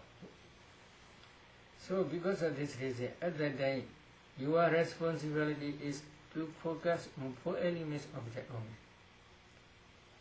If you can concentrate on 4 elements thoroughly, then white color is white form is nothing but only a group of 4 elements. You will understand. But if you do not understand at that time only, when your concentration also stable and white form also stable about half hour, at that time only you should try to design share the whole body hardness in white form hardness, the whole body hardness in white form hardness. In this way you should change. And then if you understand in that white form hardness, then please increase another one, hardness and roughness. The whole body as usual, you should be addition hardness and roughness. In that white form hardness and roughness. In this way slowly increase up to 12 characteristics. Then you should focus 4 elements in that white form. What is white form? Before you are seeing transparent body, when your concentration is not yet enough to penetrate transparent body, other than you can see that white form only. But if you can concentrate further on that white form 4 elements object, then slowly that white form will change transparent body into transparent body. Your whole body will become transparent. At that time also, you should have no doubt. What is this transparent body? What is transparent? In this way, you should not investigate. In that transparent body also, you should try to understand and to discern 4 elements a bit. If you can concentrate thoroughly, you will understand this transparent body is nothing but a group of 4 elements. What is transparent? 4 elements transparent only. Transparent body of 4 elements only. In the whole body, if you touch, you can feel touching sensation. Everywhere is body transparent element. Everywhere, if you touch, if you know touching sensation, if you feel touching sensation, in that place there is transparent body element. So this body, transparent body element is throughout the body only. Before you can break down the compactness of transparent body, other than as a group, you see only transparent body as transparent body. If you pay attention, if you can discern space in that transparent body, then you can see small particles condition. So at that time, if you have a lot investigation or a lot doubt, then this is your concentration will fall down. When your concentration falls away, then that transparent body and light also will disappear. So doubt is very, you should not accept. This is number one, imperfection. Number two, imperfection is inaddition. Inaddition means at the day, Venerable Anuruddha of our Bodhisattva is practicing divine and sacred power. Within limited area, there are different objects. He do not pay attention to these different objects. But he does pay attention. Other than little bit wandering mind. Little bit wandering mind. If he do not pay attention to these different types of forms, then his concentration will fall away. Then when concentration falls away, then the light and the vision will disappear. In the same way, while you are practicing Anapana, there may be nimitta. Although there may be nimitta, your mind is wandering to home, to sons, onto daughters, to US dollar, etc. If your mind is wandering in this way, nimitta cannot be stable, because concentration falls down. Because your concentration on the nimitta or on the breath object produces this nimitta. When your mind changes to different objects, then concentration will fall down. When concentration falls down, this nimitta will disappear. In the same way, when you are practicing 4 elements meditation, when you are concentrating 4 elements objects, at that time, if your mind wanders different objects, except from 4 elements, for example, here pain, very difficult, here pain, then your mind changes different pain feelings. This is restless mind. Because except 4 elements object, you should not be attention any other object. If you pay attention any other object, then concentration on the 4 elements object will fall down. When concentration falls down, then 4 elements object also will disappear.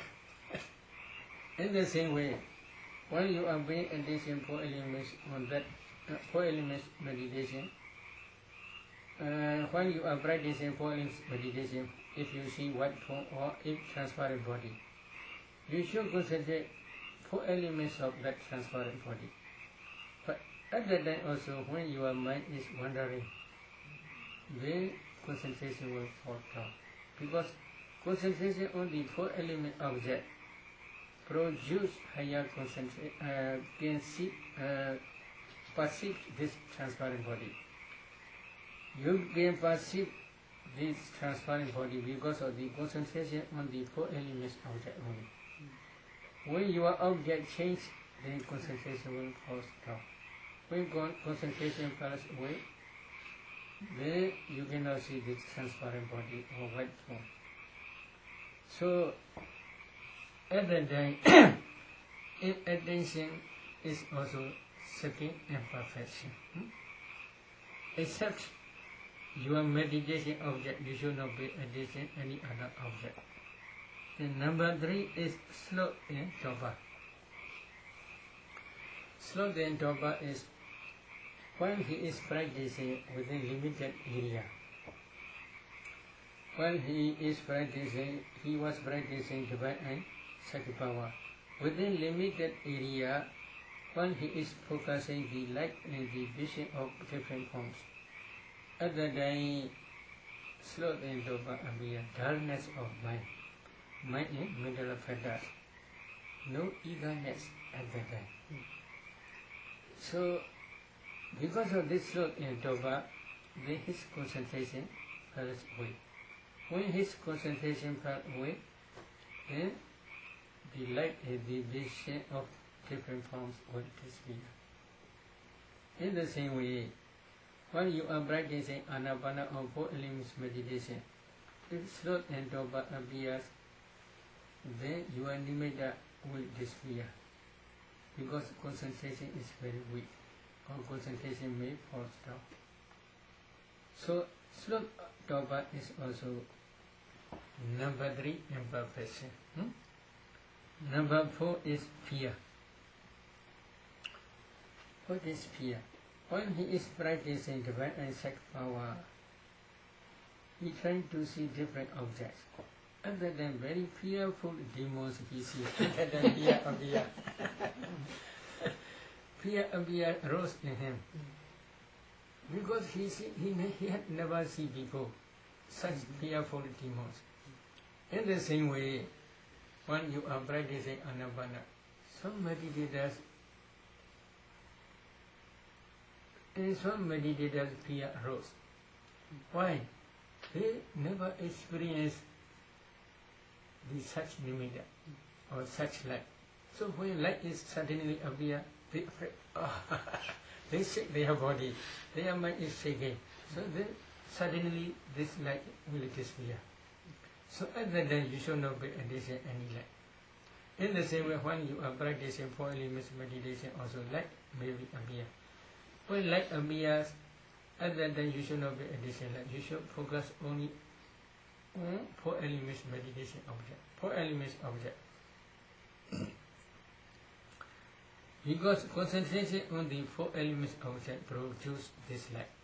In the same way, concentration on the breath object produce nimitta or produce light. If you are at the time fear rose in you, then because of this fear is one type of dosa, anger.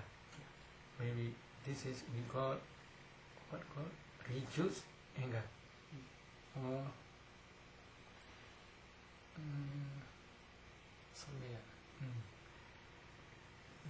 maybe I forget last night. I remember this name. So regrets. Regrets.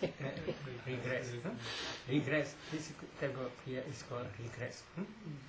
So some meditators, while they are focusing on the nimitta, when mind completely sinks inside nimitta, they are afraid. This is also problem, that fear.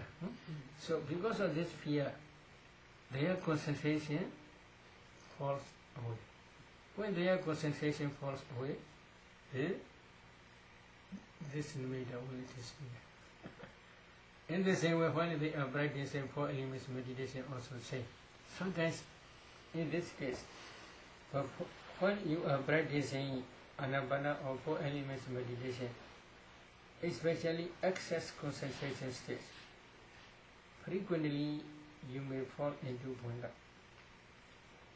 Whenever mind stays appear successfully for a long time, at that time you may feel you are sinking into the water.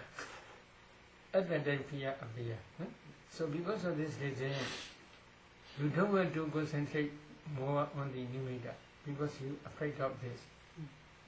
So if you have fear, such type of fear, then concentration cannot develop further.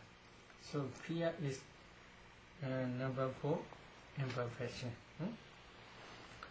Number 5 is elation. Elation is at the time when you are focused, maybe for our bodhisattva, when he is perceiving different objects within limited area, he did delay. He don't want to do quickly, thoroughly. So because of this reason, his concentration fell away. When his concentration fell away, the light and the vision of different forms also will disappear. In the same way, when you are practicing Anapana or 4 elements meditation, if you cannot discern quickly or maybe thoroughly, there may be elation, then concentration cannot develop further. Especially when you are practicing 4 elements meditation. For example, pushing maybe about 1 minute, 2 minutes. Hardness about 1 minute, 2 minutes, very delay. Roughness 1 minute, 2 minutes. In this way, one characteristic 1 or 2 minutes very delay, take long time. Then concentration cannot develop further. So quick discernment is necessary. But if you discern very, very quickly, then characteristics will be not clear. So not too delay, not so quick. In the middle way, you must try to discern 4 elements. In the same way, breathing in, breathing out. If you delay in this way, concentration cannot develop further. So, not too quickly, not too slowly. Please try. The this is elation is the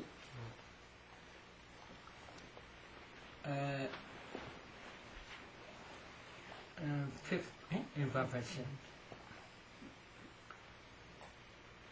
Here one example is Amy is seeking for one entrance to a hidden treasure.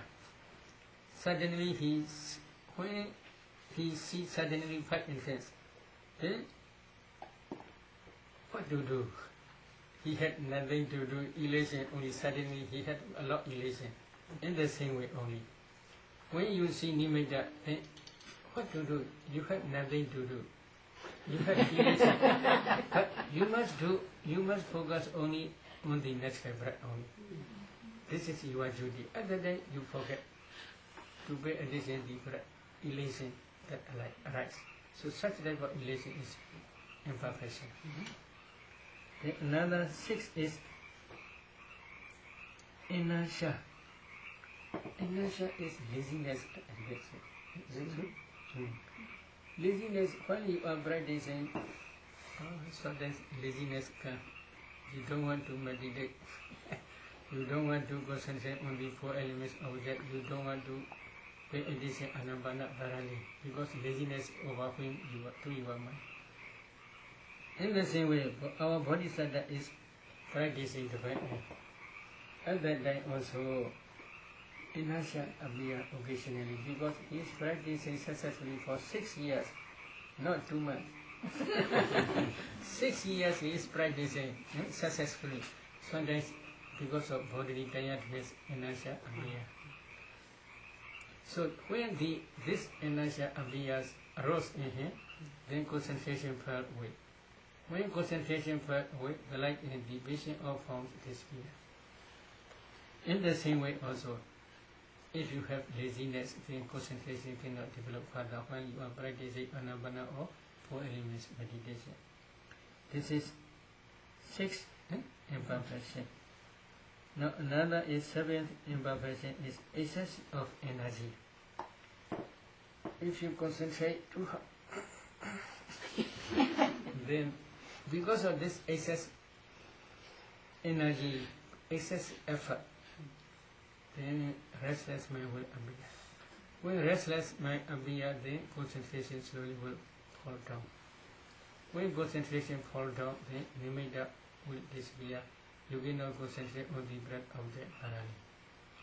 But our bodhisattva, when he is practicing the right exact power, after that also he tries not too much.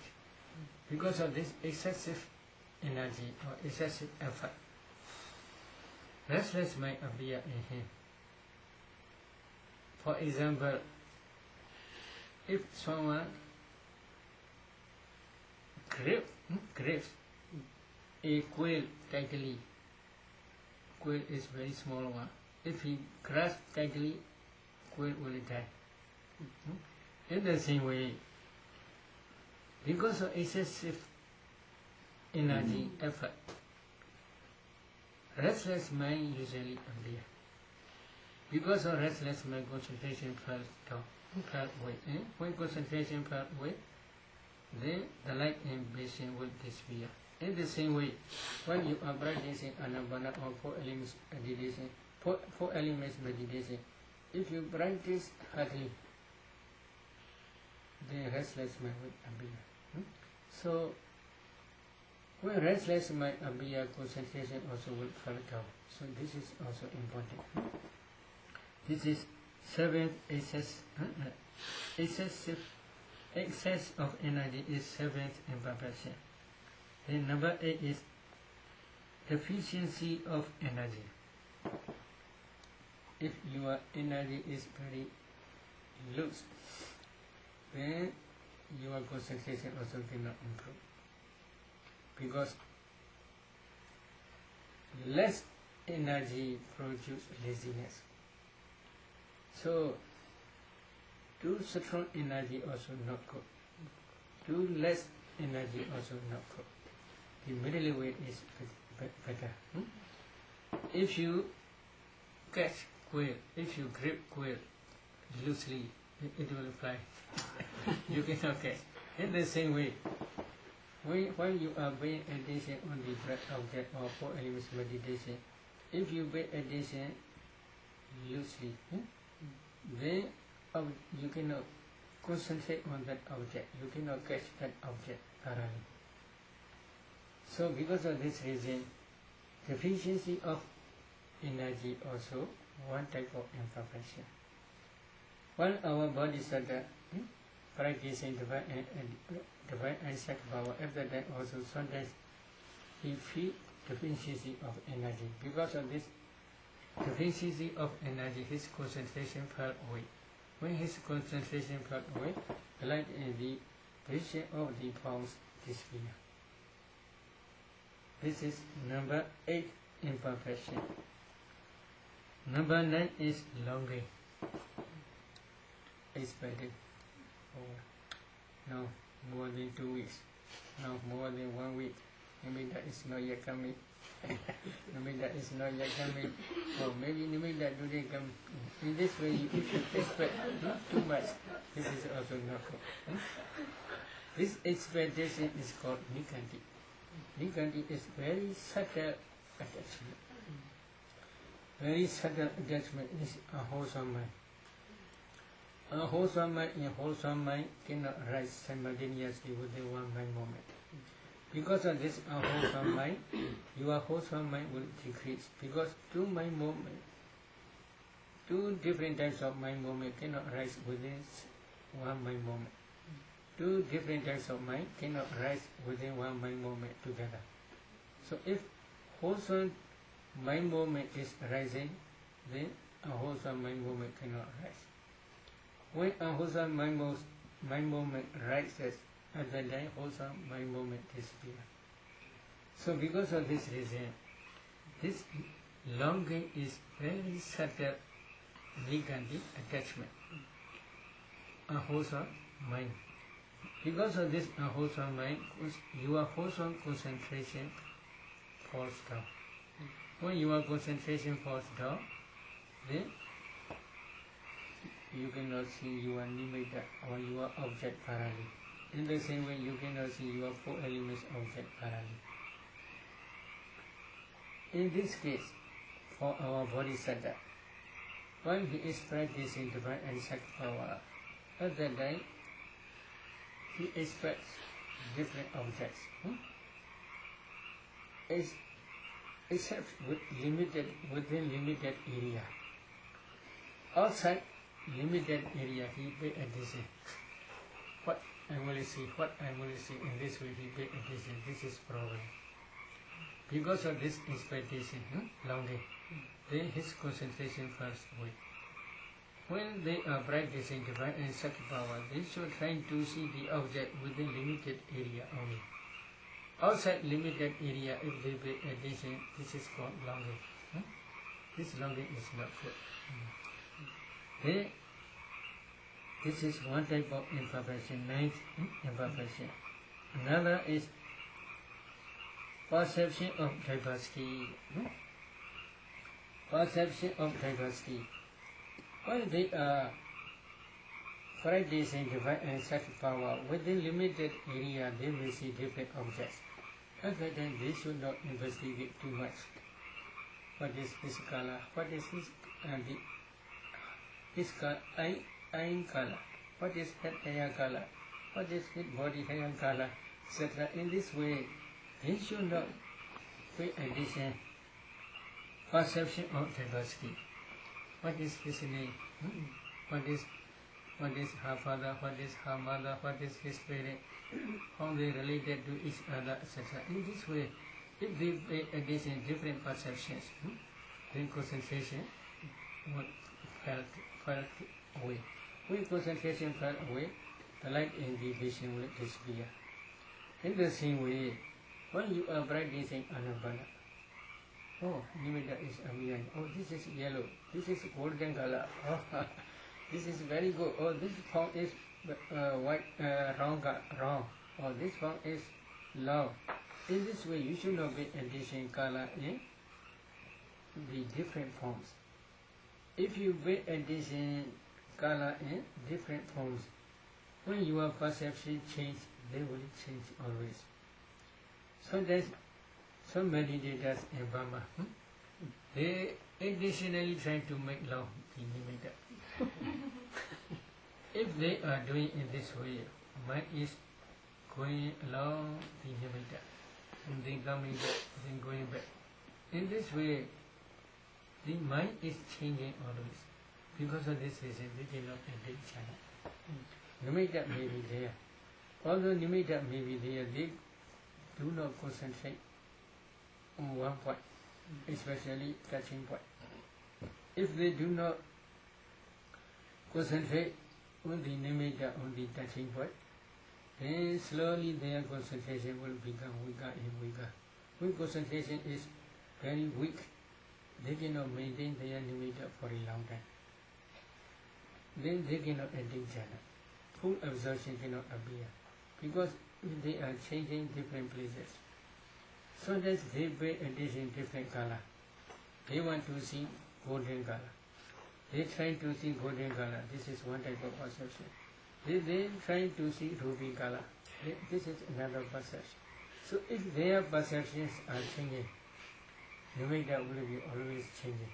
When nimitta is always changing, then concentration cannot develop further. So while you are practicing anabana, you should not pay attention color. This is one. Another is you should not pay attention form, different types of form or different types of shape. Then another is you should not pay attention characteristic. If you can pay attention 4 elements characteristics, 12 characteristics, yeah, you can perceive 12 characteristics, it is true. But if you pay attention 12 characteristics or 4 elements, say, 12 characteristics and 4 elements are same, then your object change from anabana to 4 elements object. When object change, then very soon you may see small particles here. These small particles arising and passing away, your concentration slowly will decrease. You cannot add jhana. So at that time you should not be attention characteristic. In the same way, before you are seeing nimitta, at that time also you should not be attention characteristic. Many meditators and research, oh, the whole heart begins tension. How do you pay attention? Please tell me. They pay attention, the breath is not clear here. They follow inside. The inside is pushing is very clear. When pushing is, if they emphasize on pushing, slowly hardness will appear. Then pushing and hardness together, if they pay attention, slowly many tensions will appear. They will spread throughout the head. The whole head will begin hot. The whole head begin tension. Because they pay attention pushing. So this is not anabana. This is 4 elements meditation only. But if you want to practice 4 elements meditation, only one place is not enough.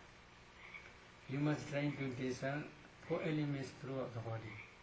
Only pushing in hardness also not enough. You must discern 12 characteristics throughout the body. So 4 elements meditation and Anapana meditation are completely different.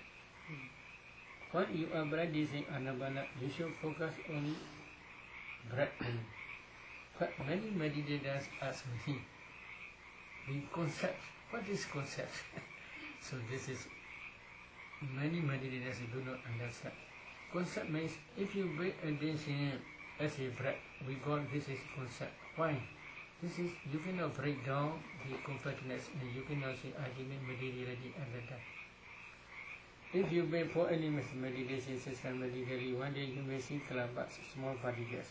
At that time, when you pay attention breath is nothing but a group of small particles only. Clubs. If you analyze these clubs, in each club there are 9 types of materiality. Earth element, water element, fire element, wind element, color, odor, flavor, nutritive essence, and breathing sound. They are ultimate reality. But before seeing ultimate reality as a breath you see, we say this is concept thinking. So that concept you must pay attention. This is your Anapana object. But when you are practicing 4 elements, this is another way. So you should distinguish Anapana and 4 elements meditation. Anapana, if you want to practice Anapana meditation, you must focus only the breath. You should not distinguish what is breath. It is not necessary to distinguish or to investigate. Only just breath. According to conventional truth, you should pay attention to the breath. So here, perception of diversity. So because of this reason, perception of diversity also one type of imperfection. Then 11 is excessive meditation upon forms. So different forms he should, while they are practicing divine and sacred power, most important then is, second important then is to see cause and effect only. Maybe if you see one demon, for example, why he became demon? Why did he become demon? You should try to investigate up to his butt linking movement, and then before butt linking movement, then you can see cause and effect. This is very helpful for divine origination. This second divine and sacred power. This is connected with divine origination. Another sacred power is Puviniwasa Dosti, recollection of past lives. Past lives and past aggregates. This is very helpful for Nama Rupa Paricheda, discerning ultimate mentality and materiality. Because this sacred power can see past aggregates, many past aggregates. So these two sacred power, recollection of past life and divine and sacred power both, they are connected with vipassana. Because of this reason, our bodhisattva, when he is sitting under Bodhi tree on the Vishaka Fort Mountain, first he practiced Puviniwasa, recollection of past life. Secondly, he practiced divine and sacred power. When he sees different beings, for example, if he penetrates the ground, he can see hell beings. Why did they reach hell? He can see clearly their cause. Because before they are reaching hell, from where they are coming, he says, he can see. Or they do such and such a whole swantamas. Because of this whole swantamas, they reborn in hell. He can clearly see. This is very helpful for divine and dependent origination. In the same way, he said his life. Abhava. He can see there are many devas. When they became deva, From there, but again moment forward, he paid addition, then he can see horizontal mass which they accumulated in previous life. Because of this horizontal mass, they are reborn in Devava, etc. You can clearly see. But he only emphasized forms.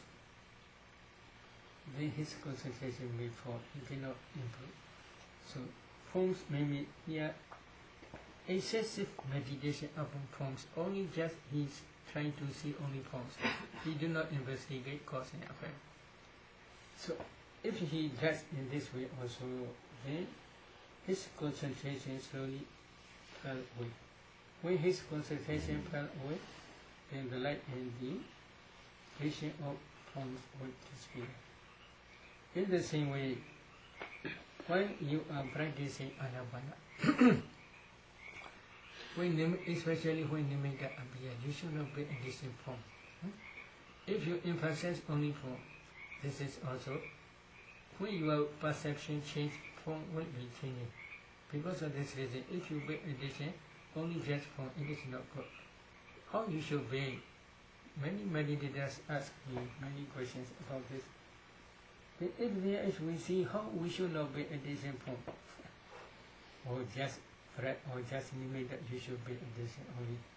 Whether this is wrong or wrong, whether this is white or yellow. You should not be addition color, you should not be addition form, you should just be addition as nimitta or as breath only. Breath and nimitta in this case same. Asasa pasasa nisaya upana nimittam pita. Asasa pasasa saminya mewa. Depending on asasa pasasa, in breath and out breath, this nimitta appear. Because of this reason, we can also call this nimitta as asasa pasasa. Same. Asasa pasasa and nimitta and asasa pasasa in this case same. So, when you are practicing anapana, you should not be practicing different forms. In the same way, when you are practicing 4 elements meditation also, when your concentration develops further, you should not be practicing forms. You should just be practicing 4 elements only. When you see white form, you should not be practicing as white form. You should be practicing only 4 elements only. When you are seeing transparent form, at that time also you should not be practicing this is a transparent form. You should be addition only 4 elements in that transparent form. When you see kalabas, you should not be addition whether this kalaba is small size or big size. In this way you should not distinguish. Only just 4 elements only. Then slowly you will see real kalabas. Real kalabas are very tiny, very small particles. You can see these small particles, and then if you gain these 4 elements in each small particle, then this is the final stage of 4 elements meditation in samatha meditation, as well as the beginning stage of vipassana. So altogether there are 11 types of imperfections. I will calculate. Number 1 is doubt. Number 2 is attention. Number 3 is sloth and toba. Number 4 is fear. Number 5 is elation. Number 6 is inertia. Number 7 is excess of energy. Number 8 is deficiency of energy. Number 9 is longing. Number 10 is perception of diversity. Number 11 is excessive meditation upon forms. Altogether, 11 types of imperfections. So when you are practicing anapana or 4 elements meditation, you should carefully avoid, take care of these 11 types of imperfections. Okay? Any question? I have a quick question. What was number 10 again? Number 10 on the list, I didn't hear you. In perception of diversity. What? By perception of diversity.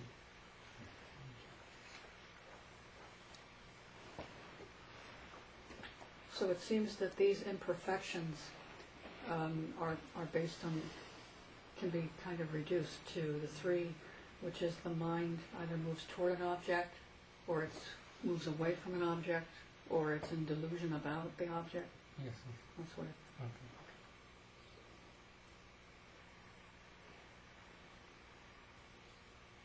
Okay. Okay. The only hindrance that is left out is aversion. And the only in the imperfections, the only one that is close to aversion is fear. So I'm wondering Yes. why Yes. why aversion is out. Usually, at the time, aversion is very rare. Aversion is usually when you are do not practicing meditation, at the time usually appear. But aversion is under the fear. They are same group. Fear, dosa group. Aversion is dosa group.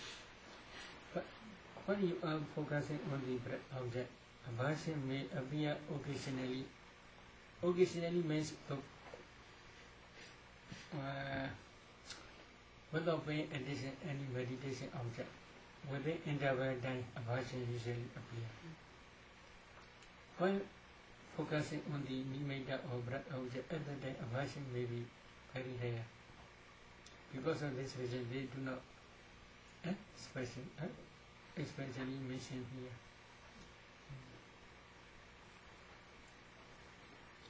They are same group, aversion, jealousy. They are same group, dosa group.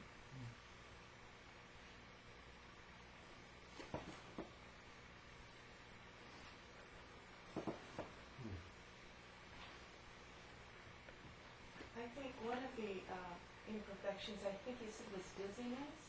Did you say dizziness? Is that the same as sort of feeling disoriented?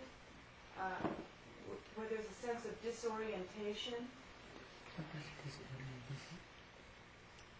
He said laziness. Laziness. Oh, you said laziness. Yes. Laziness. And then just this isn't about the imperfections, but early on, when you talked about the Buddha giving up self-mortification and giving up self-mortification practices, and in order to become strong, he did different things. And one of them was you said he ate a certain kind of food, and it sounded like you said raw food, but did you say Raw that? food means no normal food. Normal food. Ordinary food. Oh, And then ordinary food. food. He is going for alms to the Sujata village. Uh-huh.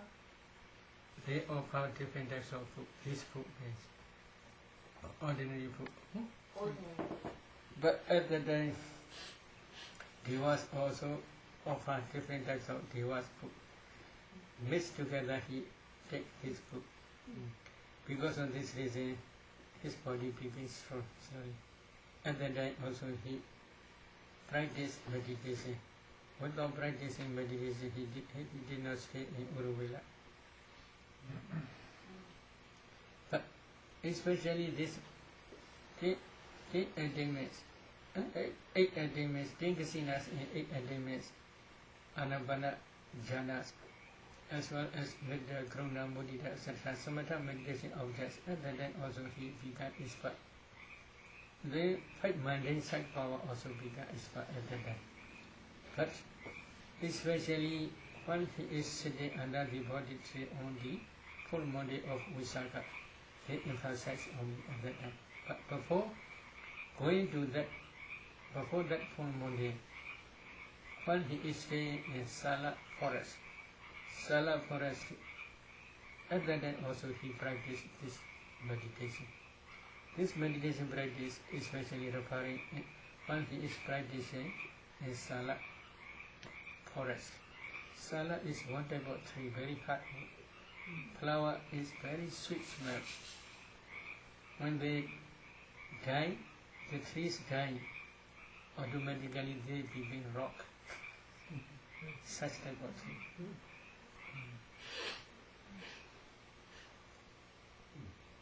So, Bhante, you're saying that when he ate the normal people's food from the village, Yes, that caused a problem? no problem. Or it was not an imperfection? No. But here not mentioned as perfection.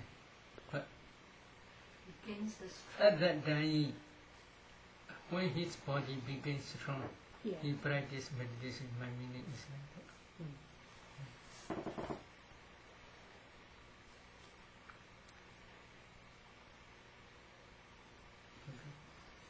This doesn't have to do specifically with the imperfections you mentioned, but it does have to do with Anapana. Can I ask that question? You talked about how when you're focused here, you want to focus on the whole breath body, and that the whole breath body begins here and it ends here. Okay. And so my question is, if you're supposed to pay attention to here all the time, then why would that be an additional instruction? Is there some subtlety about staying with a whole breath body that has to be captured and that cannot be captured by simply saying only pay attention here? I guess I'm confused. Maybe- Where else would you go? My meaning is here means you should.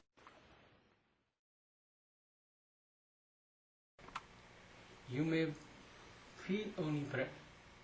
It is also okay. But at the day, if you know the breath continuously, it is enough. We can say this is the whole breath body only. You know the whole breath body. But this translation, whether real good or not, I don't know, because we are not expert in English. Many meditators I discuss, they also cannot say exactly, but it is true, they don't know. Here Buddha says kaya, sabha kaya padisamvedi asase samvedi sekati, sabha kaya padisamvedi pasase samvedi sekati. He trains I will breathe in, experiencing the whole breath body. He trains I will breathe out, experiencing the whole breath body. What is the whole Savagaya? He translates the whole breath body. But sometimes I discuss with them, you should not use body. You should say the whole breath. Will it be enough or not? I discuss many times. Oh, because of Kaya, they translate only body. So, the whole breath is enough. The whole breath where in this area, you maybe one point you should fix. On that one point only you should pay attention to the whole breath. The whole breath is from the beginning to the end. Ear begins, ear ends. In this way, if you pay attention to the whole breath, it is enough.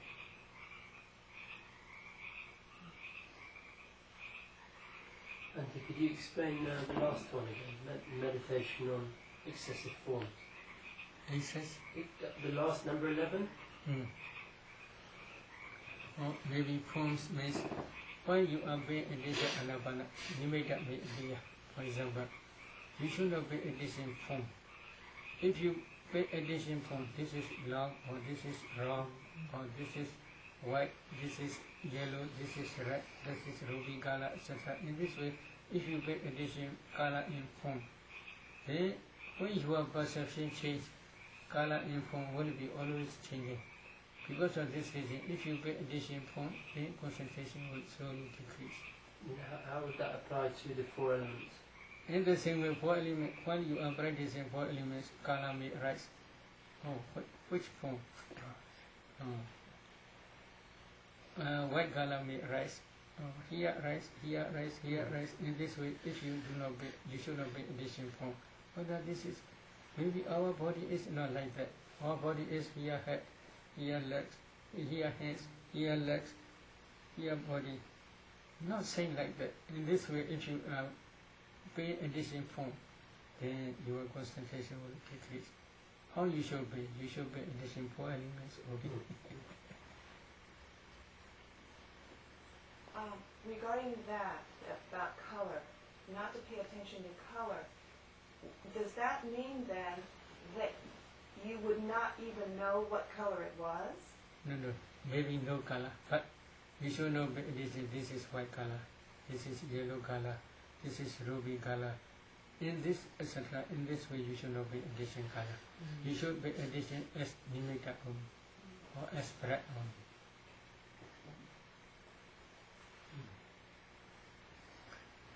Maybe I didn't catch quite clear when you explained it. Could you explain again why breathing is a concept?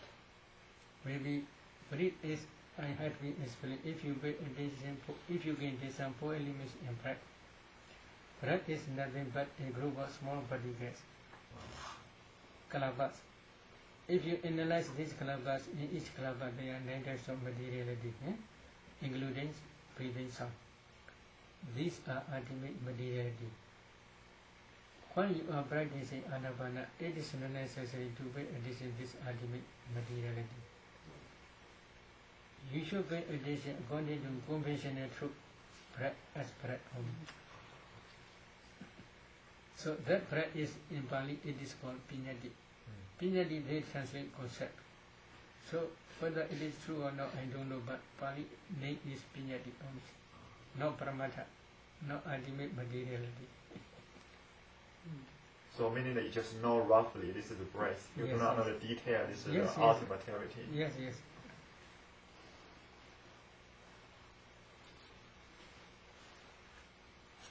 Yesterday you asked me one question, bodily intimacy, about verbal intimacy. I forgot one thing to say. They are not the object of your obey act. They are the object of mindo. They are monovinya dhamma. They can be understood by mindo only. Mindo, that mindo is especially when you can see small particles. If you practice 4 elements meditation systematically, then you should try to see small particles, kalabas. When you see kalabas, you should try to analyze these kalabas. Then first you should discern here consciousness. Then please do like that. Then consciousness produce, mind produce materiality. Up to this area you should try to see. Then at the time you cannot see finger. You can see only a group of small particles only. If you analyze these small particles, mind produce particles. In each particle there are 8 types of materiality. Among 8 types, wet element is predominant factor. That wet element will produce one type of bodily intimacy. At that time only you get understood by mind. In the same way, when you are speaking, for example, A is rising here. Then mind produce materiality up to this area. In that mind produce materiality, if you analyze each small particle, there are 8 types. Among 8 types, earth element is predominant factor when producing sound. That earth element subtract here. In the here also many earth elements, many kalabas. In each kalabas there are many earth elements. Mind produce earth element and here earth element. They extract because of one element. This earth elements attacking to this earth element. This is called verbal intimacy.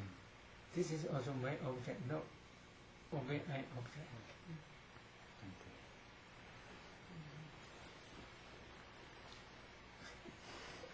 Okay. You said under fear that sometimes you would be afraid because you would sink into, and I don't know the term, but it's goenko mind state. It's like Maybe sinking into water. Yes, as if some meditators feel as if they are sinking into water, or they are falling down into water, fall down water. So they feel at the time sometimes they afraid, fear, fear. This fear I made. But some meditators don't arise such type of fear. They do not afraid anyway. So is that something that happens commonly? Is that part of the experience? Occasionally for some meditators. Just for some? Venerable sir, you say falling into bhavanga. Yes. It's sort of as though it's very unskillful, but when you try to discern bhavanga? Maybe now your concentration is developed, so this problem will not arise. But if your object changing, then this may be occasionally arise. Then does that mean falling into bhavanga? Yes. What is falling into bhavanga? Falling into bhavanga means now you are concentrated on the nimitta, for example. That is mind-cognitive process. Between two cognitive process, usually bhavanga is arise. Mind-cognitive process means one mind adverting consciousness and seven jhanas, impulsions. Then bhavanga, then mind-cognitive process, then bhavanga. This is natural way. But for some meditators, between two cognitive process, bhavanga mind state arising in passing with many times. We say this is falling into bhavanga.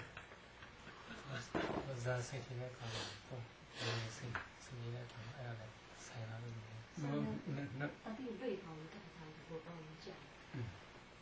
Because the mind is a little bit changing. Bhavanga's object is past previous object. Now you are practicing Anapana Paribhava Nimitta, counterpart side. This Bhavanga mind state cannot take this object. Bhavanga mind state can take only past object. So object is completely different. Because of this reason, when Bhavanga mind state successfully rising in passing way, then one meditator feel as if they are falling into water. But now your concentration is up to full absorption stage. Imagine from full absorption or coming out from full absorption, if you discern bhavanga, you can clearly see bhavanga mind state. But in this case, previously I had explained before. No, really you are not understanding bhavanga mind state. Bhavanga mind state produces this transparent element like mirror. That transparent element only you can discern now. Not real bhavanga mind state. Real bhavanga mind state you will be able to discern when you are practicing dependent origination only.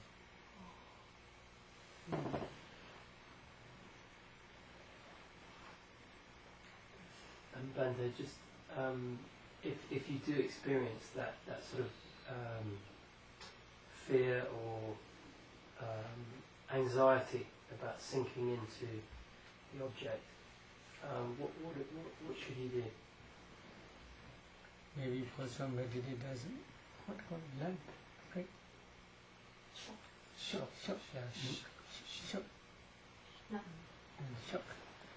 only because they feel as if they are falling into one pit. Because of this, they shock. This such type of fear only, not strong fear. But I think that I felt, it's enough to break your concentration. Is there something you should do to make you feel more at ease with the object, or is it just a question of time and repetition? So at that time when the mind fall into bhavanga, the mind he already lost the mindfulness. He already lost the object. That's why the mind. Yes. I'm not talking about falling into bhavanga. I'm talking about when you're sinking into an object. Sinking into the meditation. Maybe for any object. Suppose. Yeah. So. Maybe this is concentration. If you are thinking four elements object, other than if you understand the four elements characteristic clearly, this is we do not call thinking. This is concentration. And you don't experience that sort of. There is none of that experience of anxiety or fear. Maybe when concentration arises successfully for a long time, there is no anxiety or fear. But within two cognitive process, if many bhavanga mind states appear, at that time, mindfulness on the four elements object disappear. Because of this reason, you may feel as you are falling into one pit, and then your mind begins shock. This such type of fear. I think the answer to this question is going to be, you'll understand it when you get there. But you just pointed out that the Bhavanga takes as its object previous experience. And so when you have said in your lectures that one would look to the Bhavanga for current mind states, maybe this is only when he can discern ultimate mentality, materiality, and dependent origination, other than they can do. But in this case, that Bhavanga mind state produce here transparent element. As metaphorically, this is also called Bhavanga. Is it heart base as well? Is that Yes. actually what we're looking at, is the heart base? Yes.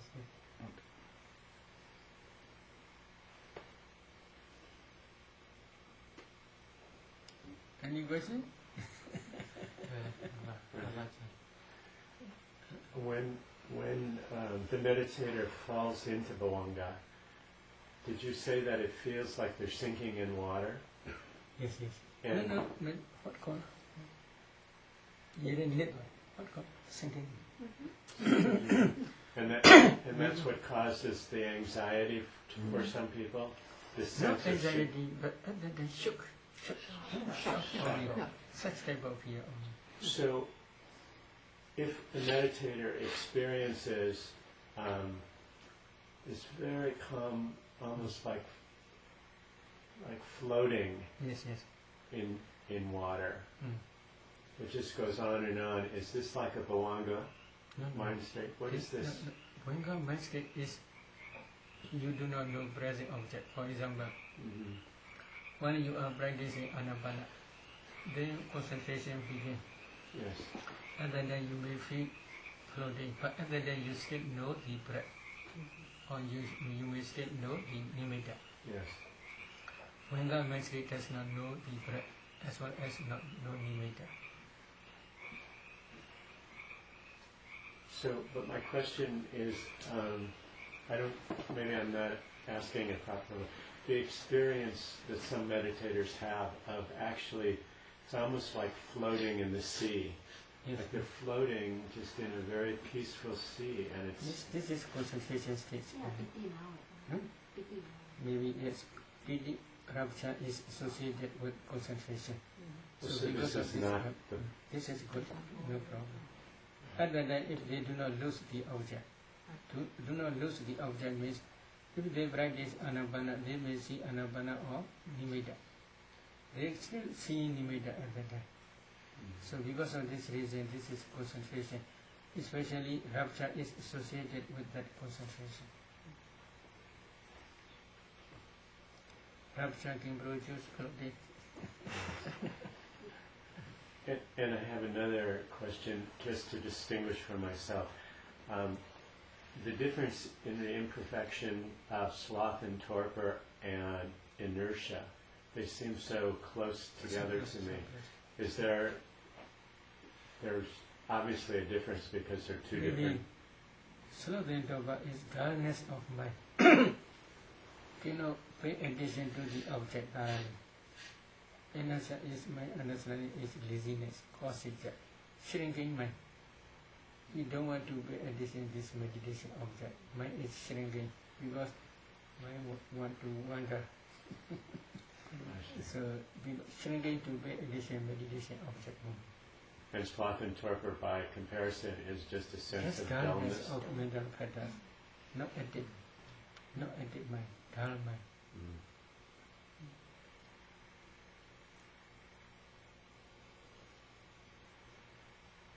Okay. I'm pushing this question maybe too far, the one about the shock. But I was just curious, is that shock similar to the shock that happens when, say you're sitting in a chair and you start to fall asleep, and all of a sudden it's like you fell and there's that shock that wakes you up? Yes. Is it similar to that Yes. sensation? Yes. Is the consciousness similar to that? Is the same cause causing both of those, or is there any relation? Maybe, but for divine eye, not say. For maybe while you are practicing four elements or anapana, you will say. For divine eye is at that time you see fearful objects. Because of this reason, fear arises. I compare with this only anapana only. When divine eye practice, real fear. At that time, not shock. Real fear.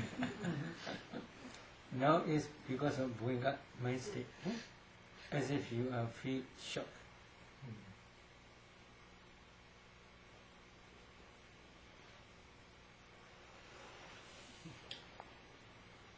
The Buddha Sayadaw attained Nibbana and Parinibbana from the fourth jhana, which is, yes? Maybe there may be different opinions. Oh, a different opinion. Different opinion means in one sutta in Samyutta Nikaya, Santi Marabha. Santi Marabha is what called taking Nibbana object. So taking Nibbana object means after fourth jhana, his mind grasps the Nibbana object. And then he did Pranipana maybe, but not real grasping. What called? In Bali, this is Arabha means maybe when we are getting up, we do like that. This is called Pushing. pushing. Please. No facing, moving, Lifting. alamba, maybe, yeah, something. Reaching. Something, yeah. Like a reach. Maybe we cannot get that. Here, there, maybe something we grasp and we get that. Hinging. Hanging. So maybe what about expecting Nibbana? Expecting, they may translate. But Santi Marabha, Arabha means grasping also possible, on expecting also possible. But because fourth jhana's object is Nibbana object is not same. But before fourth jhana, he entered into approaching knowledge many times. Near, when it is near, at that only he entered many samapatis, many attainments. And when he reached fourth jhana, at that time, he did Pranipana. But he is always expecting Nibbana. Nibbana means, what is Nibbana? This is problem. Nibbana is only complete cessation stage of mentality and materiality. That cessation stage he always expected. After Pranipana means last going up, my moment. After last going up, my moment, there will be no mentality and materiality. Last going up is called Chudichit, that consciousness. That consciousness is called Pranipana. After Pranipana, there will be no mentality, materiality. He expects always. Complete cessation state of mentality and materiality.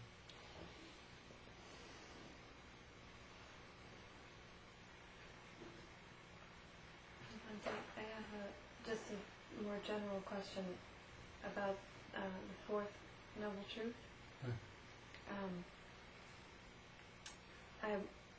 After 2 weeks of your Dhamma talks,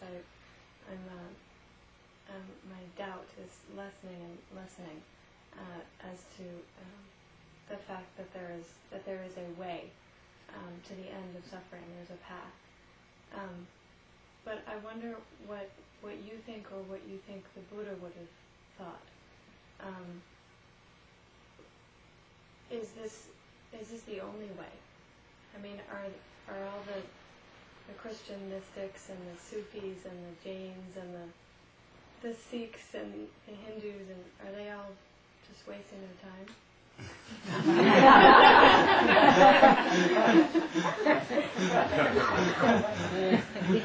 We don't want to criticize others' opinion, but if you want to attain Nibbana, this is the only way. I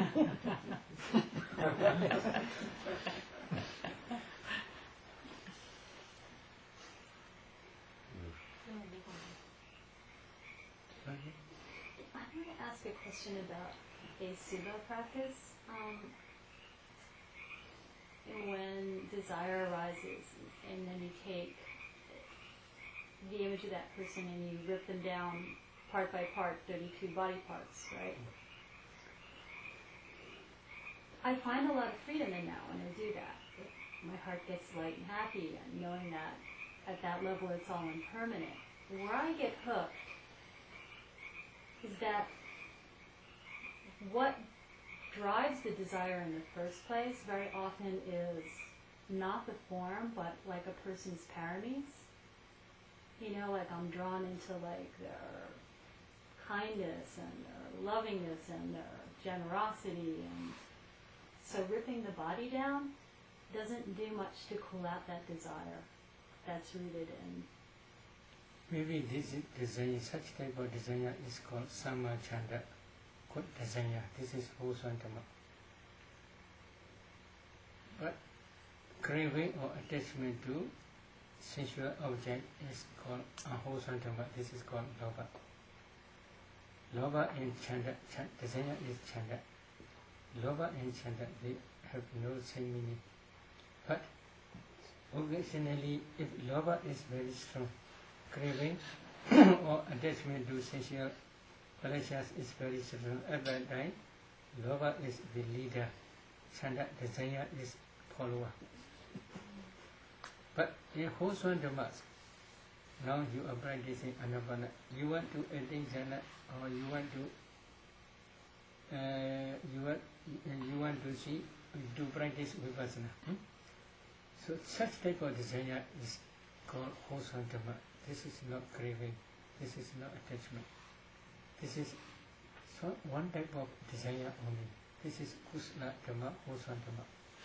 If you want to realize Nibbana or to realize Buddha truth, this is also very high, powerful Hoswan desire. So this is not craving like attachment. So that desire is necessary when you are meditating. But how do I get free of the whole desire for, one of the things that cycles, one of the things that cycles in my practice is desire for,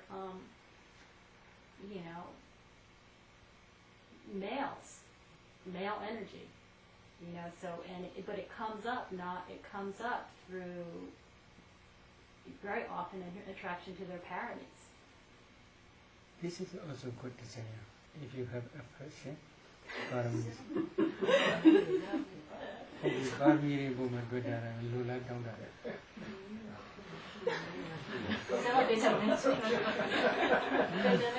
Maybe we want to fulfill paramis with such type of desire. What's that? Do you want to fulfill paramis? Right, but I'm attracted to paramis in men.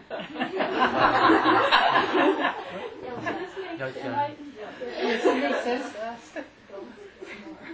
I'm attracted, like, I see a man, and maybe I'm not attracted, right? So, but then in my meditation practice, I start to project, or I start to think, oh, he's kind, he's generous, he's this, and then I'm like off on this train of thinking, and then I can rip him down 32 body parts, and that's fine, but it doesn't make the desire go away.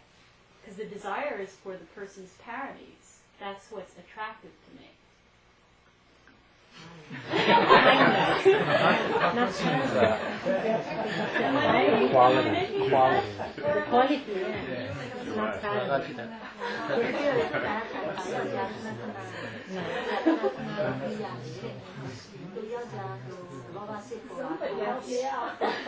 That's a sensual desire.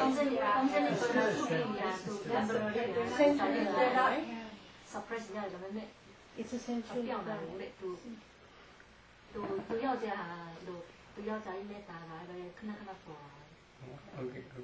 Okay.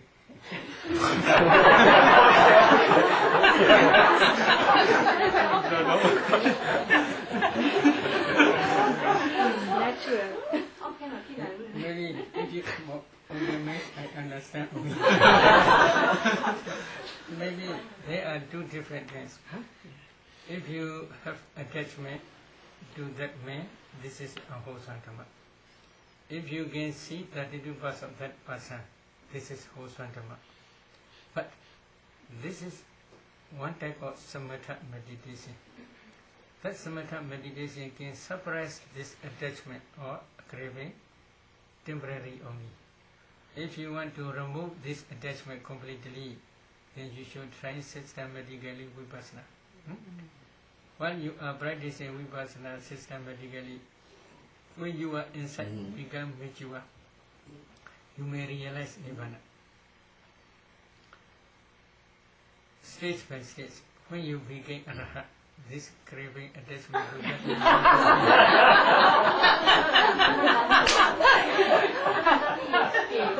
If you don't want to become arahat, then you should try to become no radhana stage. Other than also that craving attachment will disappear.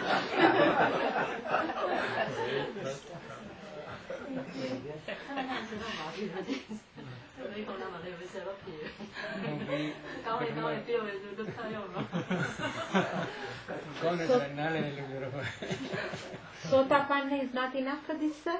No. Sotapanna, maybe you may understand Visakha. Yes. A lot of sons and daughters. Yeah, she is Sotapanna. They can marry. Sakadami also say, but very rare, very few attachment. Anagami is sure, they will do nothing. Maybe you may have Visakha and Dhammadina. Dhammadina is what Visakha is husband. When Visakha went to the monastery and listened to the Dhamma, he became Nagami. Other than he don't want to see Dhammadina as wife. He want to see as a sister only. Dhammadina became unhappiness. So they she criticized. This Dhamma can be realized by men only or by women also can realize. Oh, women also can realize. Then please permit me. I only go to monastery. I only ordain as a bhikkhuni. She ordained bhikkhuni as a bhikkhuni and she became arahat. So you should try.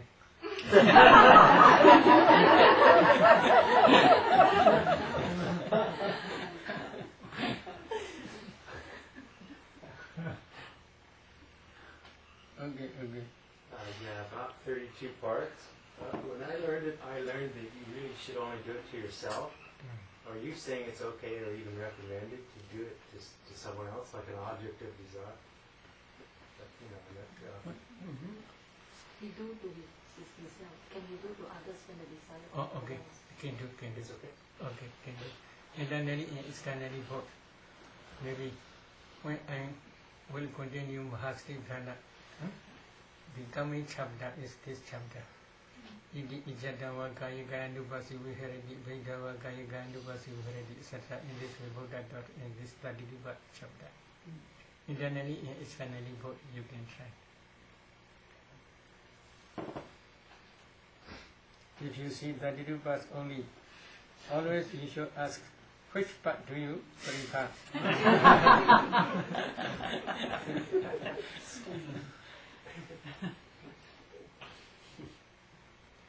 Okay, let us stop with it.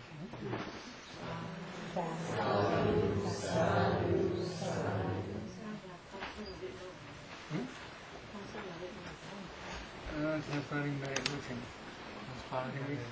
Okay, so you want to do transferring merit. Transferring merit. Okay, please follow. Please repeat after me. Idame Punya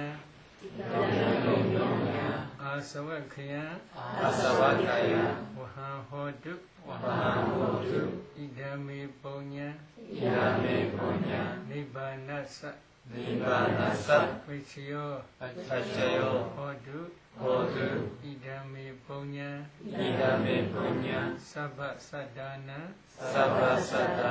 Pajima Pajima Tisabe Mesama Punya Baga Lebantu Sadhu